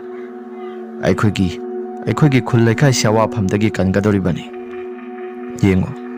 ꯈꯨꯜ ꯂꯩꯀꯥꯏꯁꯤꯗ ꯃꯃꯥꯡ ꯊꯛꯀꯤ ꯃꯇꯝꯗꯒꯤ ꯍꯧꯅ ꯑꯋꯥꯐꯝꯗ ꯇꯥꯔꯛꯄ ꯃꯌꯥꯝ ꯄꯨꯝꯅꯃꯛꯁꯤꯡ ꯍꯥꯏꯕꯗꯤ ꯈꯨꯜ ꯂꯩꯀꯥꯏꯒꯤ ꯂꯩꯔꯤꯕ ꯄꯨꯈ꯭ꯔꯤ ꯑꯁꯤ, ꯑꯋꯥꯡꯒꯤ ꯄꯨꯈ꯭ꯔꯤ ꯑꯁꯤ ꯂꯩꯀꯥꯏ ꯃꯤꯌꯥꯝꯅꯁꯨ ꯍꯥꯟꯅ ꯃꯃꯥꯡ ꯊꯛꯀꯤ ꯃꯇꯝꯗꯒꯤ ꯍꯧꯅ ꯃꯁꯤꯗꯩꯁꯤꯗ ꯀꯩꯀꯩꯅꯣ ꯈꯔꯁꯨ ꯑꯗꯨꯝ ꯅꯤꯡꯐꯨ ꯉꯥꯡꯅꯩ ꯍꯥꯏꯗꯅ ꯂꯩꯀꯥꯏꯒꯤ ꯃꯤꯑꯣꯏꯁꯤꯡꯅꯁꯨ ꯑꯗꯨꯃꯛ ꯍꯥꯏꯅꯔꯤꯕꯗꯨꯅꯤ. ꯑꯗꯨꯕꯨ ꯑꯩꯗꯤ ꯏꯁꯥꯁꯤ ꯄꯪꯁꯤꯡꯗ ꯁꯤꯡꯅꯩ. Yari bungo, nang na sinariba khudimagto kasu thoidokpa amatasu tawroi. Nangi wakhalda pangkhanda khanjili adunani. Ima, wakhalda pangkhanda khanjili haidana adugumba wakhala sisu aigi sada khalakanu haibasimadi yadre. Black art haidana aikhoigi science ki matamgi wangang ama lei. Black art haibasi mahai sanaba miyosingna mahai toksillaga khulai kaida wafam tahanba aduga amuksu sumna kasu tawjadraba praja isam sambada wafamda tahanba asigumba thabaga si mamang thaki matamdagi adum lairaklabaduni. Ibungo yaresi nang nangangiba mayamado ima ai bhab amata tadre. Ima di bhab amata tadre si. Ima yaresi imana aina haijariba khudimaksing asi imana kaidawnungda bhab taba amata ngamlaroi ai khangi. Yari tum thanaba tawrasi. Sa ising gyan tana sa thoknaraga aikhoisu. Asumna numidangi matam maduda makhoisi wari watai khara sanaraga makhoisi imung manung pulap puna wari watai kaikeno kharasu khanaramlabani. Nongal thoraklaba matamni khulaikagi miyosing asisu walking khara sanarapa matamni. Laikagi ahal kunjo kauba malai. Laikagi halasina walking lakpa matamda pukri thangba maikei somda haibadi awangi pukri adomda kanagumba misak ama iroiduna sanabado mahaksu urakpani. Mamkraba marak kharang ngampung tawrakpa amambaga anganbaga sinarakpa matam maduda mahaksu karino haidana mami sami ama ui haidana mahaksu prap sangsilaga yenglubani. Asumna sangsilaga yengluba matamda mahakna karigumba posak khara uba horaklei. Karino haidana mahaksu sangsilaga yengluba matamda mahaki masada swai lauba amadi khanghodre. Haibadi mahaksi masasi tawriba pumnamak aduna uruba matamda masasi ipa khalabani. Kaino sida aina uribasi Suras natra mane. Suras ki masasi iroiduna sanaribasi sibu karino. Haidana kunjo mahaks mamik kuptana yengduna leibani. Asumna lairingai matam maduda iroiduna sanariba suras ki asiba haksang ado kunjoda mamit khana yenglaga isingdo kumtharaklo haibagi matagumna makut khatlaga kaurakpani. Nokhi tawraga suras ki asiba haksang mahaki thawai miduna kaurakpa matamda kunjo mahaki masasisu jingjing lauba phawraga masasi aki tujungbana pik thalaklabani. Asumna lairingai matam asida kunjo mahaki masasi khara thuna sangsilaga mahaksu yengi haidana khara sangsilaga yengsilore. Asumna sangsilaga yengluba matamdana kanagumba amatasu leiramdre. Haujik ngihaktangduda leirambadudi Suras natra manida. Ai mafam asidagi khara thuna sataba yaroidori haidana kunjo mahaki masado makhong gam thangduna chatli. Asumna satpa matam aduda mahaki tung thangba saruk adomduda Mama Kunjo haidana Surajki khonjelda yamna kiraba saktam amada masak masasisu ising pungcho chopa makai Kunjogi tung thangba saruka somsida yamna nakna lairambani Madu lairamba pumnamak sing aduda Kunjo mahaki masasi yamna kana lauraga dumak wan thakre Asumna Kunjo na mikap thorakpa matamda mahakna ukiba pumnamak sing ada loina tamle Maduda laikagi miyam sing asina hanadagi so khara nimphung ngangnabaga mahakna tamliba pumnamak sing asi Surajki mahaki mathawai si mafam jaga asida lengdana leire aduga khulaikagi miyo sing asida tamnare haidana mayam ase wawa hekta lauba horai masigi matungda amaiba pungchanbana sumna suwakhalda khali taina handam marak sanariba tawriba khudimak sing asi mayamna matasu khangnadre adu iragadi aisu phanaba haidana karigumba khara tawdaba yaroidawri matam khara phalaga muksu amukta holaktragadi khulaikagi miyam sing asna ingonda nomagi singnaba sia sum helakadawri adu iragadi aisu makhoi mayamda aisu sanaba yanabagi mongda aisu kadar haurage asum tawdana pungchanbado mahaksu mahaki masada singnaba phawdanaba haidana khulaikagi lairiba pukri mapal thangba saruga somsida haibadi awangi pukri asomsida mahaksu masase lakle aduga mayamda mahakna tawriba pumnamak sing adu khanghalli mahakna ising asida tawriba khudimak haibadi khulaikagi pukri asomsida tawriba mayam sing asi phanaba haidana pungchanba sumasilda murum khara swalaga mantra khara swalai aduga mayamda sumnairai aina khuramliba lai asi masina matam supagi phani haibadi leiti masigi mafam jaga asida mayamna tabada yamna tu sunglaba akiba sabdra mayam ama tawrakliba thengnariba mayam singado khara makhaidi ngakthoknabagi damakta aina masigi thoram sing asi tawbani masi kaisu thoidokpa amata tawraklaroi makha tana asi haidana khulaikagi miyam asisu pungchanbana kaigumba khara tawbire haidana aduki matik yamna harawi masigi matungda khulaikagi miyo sing asisu nungaina dumak lainaringai matamni nongmagi numitni pungchanba mahaki masasi khulaikagi mahaki sanariba lai mayam sing asina mahaki masada ingit ama pirakle sakthak hunbiro haidana pungchanba sisu sakthak hunnaba haidana mahakna sanariba lai sing asigi honarakpa matamdani pungchanbana aisu khulaikai sida sakthak amadi tamdaba yaroidawri natragadi aina sanariba mayam asi khulaikagi miyam singna khangnaraklabadi aisi awafamda tagadoribanido adu oiragadi khulaikagi misak amadi aisi mayam asi aina sanariba sing asi khangdanabagidamagta karigumba kharadi tawfam thokpani tawki aisu aina sanariba sing asi mayamna khangdanabagidamagta lairiba khulaikagi miyam sing asi masidaisida kanagumba amagi mathawadi satlaga aisu makha tana sanaba yanaba mongda masi tawdaba yaroidawri fare aisu kanagumba misak ama kokthoklaga aisu sanaragi aduga makha tana mafam jaga asidaisu sanaba yanabagidamagta aisu tawragi asum tawdana pungchanbado ahingi matam aduda mahaksu prap lakle awangi pukri mapal thangba sarugadomda laklaba matamda mahaksu masilda kaino khara soli asumna sonba matamda khulaikai sigi la na hoba nupi ama mahaki mathawai silawdaba yaroi haidana mahakna sanariba lai mayam phataba sing asina lai phawrakle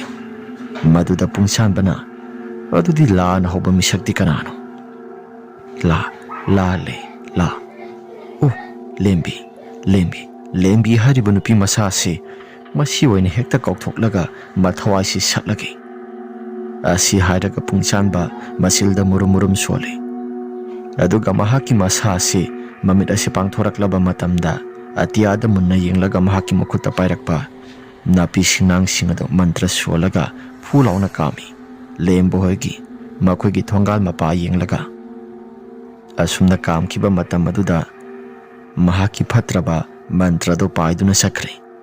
ꯑꯗꯨꯒ ꯂꯦꯝꯕꯤ ꯍꯣꯏꯒꯤ ꯃꯈꯣꯏꯒꯤ ꯊꯣꯡꯒꯥꯜꯗ ꯁꯝꯗꯨꯅ ꯊꯝꯂꯤꯕ ꯃꯈꯣꯏꯒꯤ ꯊꯣꯡꯒꯥꯜꯗ ꯊꯤꯡꯗꯨꯅ ꯊꯝꯂꯤꯕ ꯀꯣꯟꯊꯣꯡ ꯆꯩꯗꯣ ꯀ꯭ꯔꯣꯛ ꯀ꯭ꯔꯣꯛ ꯂꯥꯎꯅ ꯁꯠꯄꯒꯨꯝꯅ ꯃꯈꯣꯜ ꯈꯔꯁꯨ ꯊꯣꯛꯂꯛꯄꯅꯤ꯫ ꯃꯗꯨꯗ ꯂꯦꯝꯕꯤ ꯃꯍꯥꯛꯀꯤ ꯃꯁꯥꯁꯤ ꯃꯤꯀꯞ ꯊꯣꯔꯛꯂꯤ꯫ ꯂꯦꯝꯕꯤꯅ ꯃꯤꯀꯞ ꯊꯣꯔꯛꯄ ꯃꯇꯝꯗ ꯃꯍꯥꯛꯁꯨ ꯀꯩꯁꯨ ꯊꯣꯏꯗꯣꯛꯄ ꯑꯃꯠꯇ ꯈꯟꯕ ꯇꯧꯗ ꯀꯣꯟꯊꯣꯡ ꯑꯁꯤꯗ ꯀꯅꯥ ꯀꯅꯥ ꯆꯪꯂꯛꯀꯦ ꯍꯥꯏꯗꯅ ꯃꯍꯥꯛꯁꯨ ꯀꯣꯟꯊꯣꯡ ꯑꯁꯤ ꯍꯥꯏꯐꯦꯠ ꯃꯍꯥꯛꯅ ꯊꯣꯡ ꯑꯗꯨ ꯍꯥꯡꯗꯣꯛꯂꯒ ꯌꯦꯡꯂꯨꯒꯦ ꯍꯥꯏꯗꯅ ꯍꯥꯏꯐꯦꯠ ꯌꯦꯡꯕ ꯊꯣꯛꯂꯛꯄꯅꯤ꯫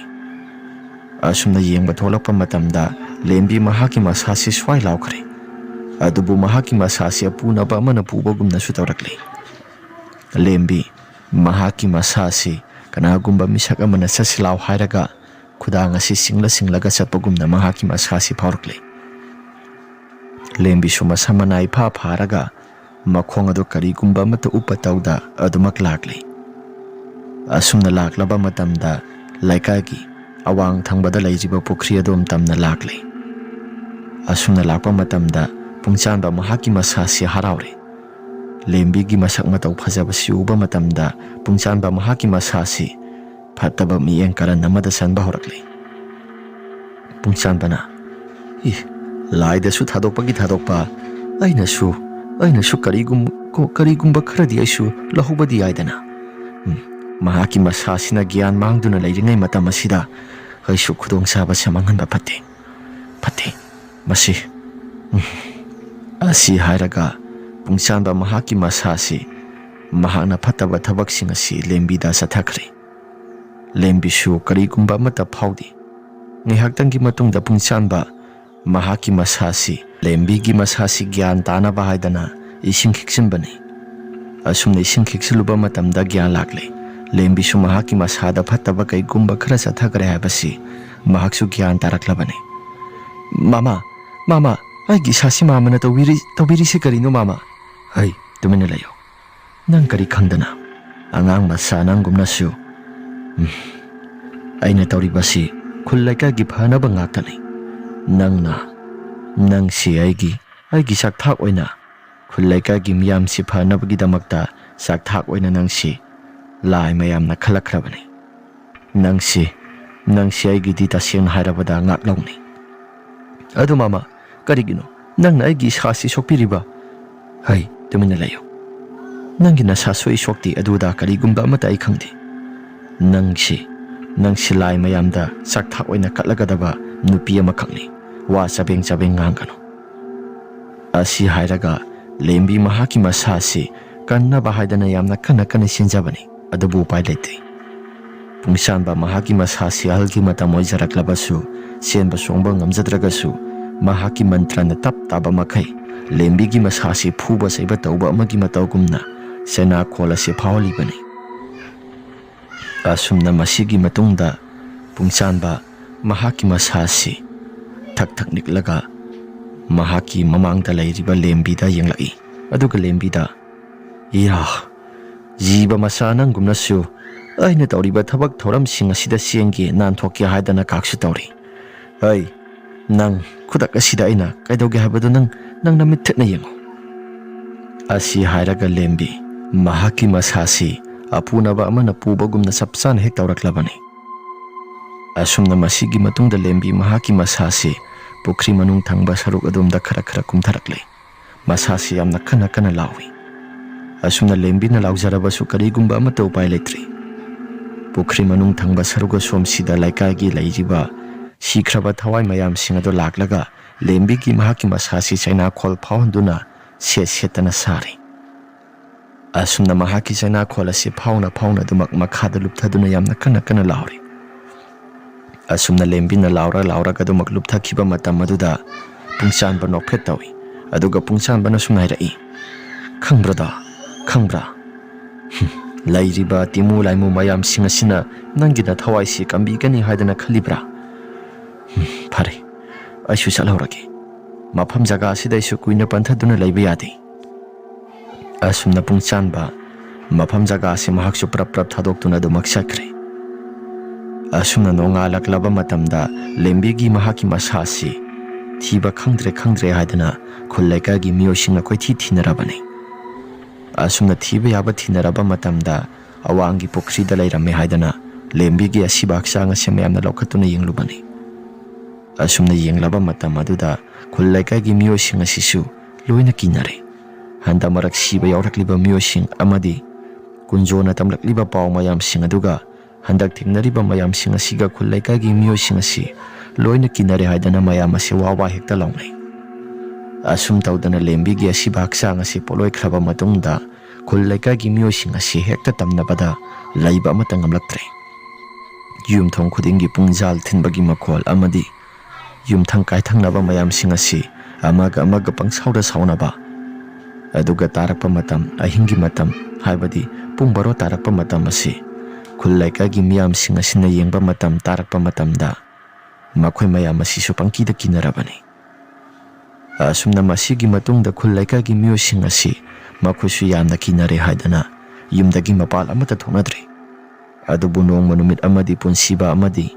mamanaba lemba makhoi ani tawraga handa marak tholaiba mayam sing asi aigi sada amata thajaba ngamde. Aduna khul laikai gi miyosing asi amuktangdi masigi thajaba si thamsi aduna ibani khara thuna awangi pukhri asomda satlaga kari maramgidamakta tawraklibano haibado amutang kupthana yengsi haidana lemba amadi punsiba makhoi ani wa khanare. Asumna numit ado nongsu khara mangi punsiba amadi lemba awangi pukhri tamna prap lakpani. Punsiba na hairai itaw ibani na sida sangani haidana lairibasi kanagumba miyoi kharana amuk pharaklabadi kamai tawba era pharoida adum kupthana yengsi aisu isanupi na siriba khusi asi mina hatpa soidana oigadra haidana wakhalda su singnaribani. Isasi laman khumningbagi maisakna prok saklaga ise khangduna lairibani taw. Mafam jaga asida tholakpa misakado pukhri mapal asida lai khuramba misak ama yengsi aina singnaba misak amadi lei. Misak asi oiramgadra oiramloidra haibadu madi aisu chapchana khangbadi ngamde. Karigumba misak asina oiramba tarabadi ma lemna amata tharoi hainari matam asida pungchanbado makhuta kaikeno khara paiduna tholakpani. Asumna tawriba mawng matawsing asina laptakna laiba pungchanbado makhoi anina uri. Itaw ada laibasi ma pungchanba natro? Mani maiba pungchanba ni mahak noigadra ngaikho yengsi adum tumina yengsi karigumba pukhri mapal asida laison tinson suangadabagi mamingu uraklabadi ibani chongsilagi hekta pharaga laikagi miyamda khangangadabani.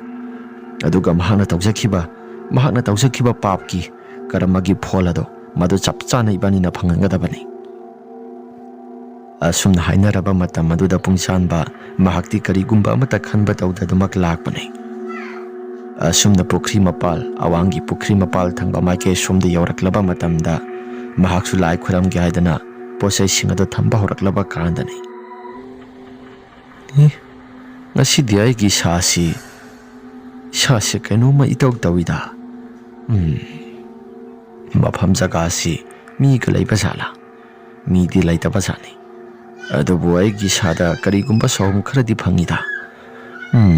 Sawum khara phangjarabasu aisu sanaba tare asi haidana mahaksu posai singado thangdoklaga sanagi haidana hek tawrapa matam aduda lumduna laijiba punsiba amadi lemba sanariba mayam singado loina thukairaga pungsanbado namdana phare. Aduga khul laikai gi miyam sing tanaba haidana yamna kana lai sanaba mi phare bus sanaba mi phare haidana yamna kana laubani. Asumna lauba matam aduda mayam asi swahingi matam aduda ki khang mayam asi thadoknaraga loina hekte thoknarakle. Maduda mayam asina karino haidana hangba matamda pungsanbado pharaga laikai gi halaman sing asina wahang pahang tawi. Mahakna sanaraga tawba ngaktani khul laikai asida lairiba awangi pukhri asi aina laigi tingi kaikeno khara sanabani haidana mayamna namdana hangbada mahakna haidorakle. Aduga suras amadi lembi hatkibadasu mahakna ni haidana mayamna namdana hangbada madusu loina haidoraklabani. Asumna haidorakpa matamda penadraba mayam asina phuba chaiba loina tawnarakle. Asumna phuba chaiba hek tawba matam aduda mahaki masasi amutang kanbiyu aigi sasi kanbiyu haidana hairakle. Adubu khul laikai sigi miyam pumnamak sing asina mahaki masasi su pukhri manungda makhong makhut pullaga pulap thadakhi haidana ꯁꯥꯎꯅꯔꯕ ꯃꯌꯥꯝꯁꯤꯡ ꯑꯁꯤꯅ ꯃꯈꯣꯡ ꯃꯈꯨꯠ ꯄꯨꯜꯂꯒ ꯊꯥꯗꯈꯤꯔꯝꯃꯤ꯫ ꯃꯁꯤꯒꯤ ꯃꯇꯨꯡꯗ ꯁꯤꯈ꯭ꯔꯦ꯫ ꯄꯨꯡꯆꯥꯟꯕꯒꯤ ꯑꯁꯤꯕ ꯍꯛꯆꯥꯡ ꯑꯁꯤ ꯂꯧꯈꯠꯂꯛꯂꯕ ꯃꯇꯝꯗ ꯄꯣꯠꯂꯣꯏꯈ꯭ꯔꯦ꯫ ꯑꯗꯨꯒ ꯍꯥꯟꯅ ꯁꯥꯟꯅꯔꯝꯂꯤꯕ ꯃꯌꯥꯝ ꯄꯨꯝꯅꯃꯛꯁꯤꯡ ꯑꯁꯤ ꯐꯅꯕ ꯍꯥꯏꯗꯅ ꯑꯇꯣꯞꯄ ꯈꯨꯜꯗꯒꯤ ꯃꯥꯏꯕ ꯑꯃ ꯀꯧꯔꯒ ꯐꯖꯅ ꯌꯦꯡꯍꯜꯂꯤ꯫ ꯃꯁꯤꯒꯤ ꯃꯇꯨꯡꯗ ꯈꯨꯜ ꯑꯁꯤ ꯀꯩꯁꯨ ꯊꯣꯏꯗꯣꯛꯄ ꯑꯃꯠꯇꯁꯨ ꯇꯧꯈꯤꯗ꯭ꯔꯤ꯫ ꯋꯥꯔꯤ ꯑꯁꯤ ꯃꯇꯥꯡ ꯑꯁꯤꯗ ꯂꯣꯏꯁꯤꯟꯖꯔꯦ꯫ ꯋꯥꯔꯤ ꯑꯁꯤ ꯅꯨꯡꯉꯥꯏꯕꯤꯔꯕꯗꯤ ꯂꯥꯏꯛ ꯑꯃꯗꯤ ꯁꯕꯁꯀ꯭ꯔꯥꯏꯕ ꯁꯤꯌꯔ ꯇꯧꯕꯤꯔꯝꯃꯨ ꯍꯥꯏꯗꯨꯅ ꯍꯥꯏꯖꯔꯤ꯫ ꯐꯔꯦ ꯃꯌꯥꯝ, ꯑꯗꯨꯗꯤ ꯉꯁꯤꯒꯤꯗꯤ ꯃꯇꯥꯡ ꯑꯁꯤꯗ ꯂꯣꯏꯁꯤꯟꯖꯔꯒꯦ꯫ ꯃꯊꯪꯒꯤ ꯋꯥꯔꯤꯗ ꯑꯃꯨꯛ ꯍꯟꯅ ꯊꯦꯡꯅꯔꯁꯤ꯫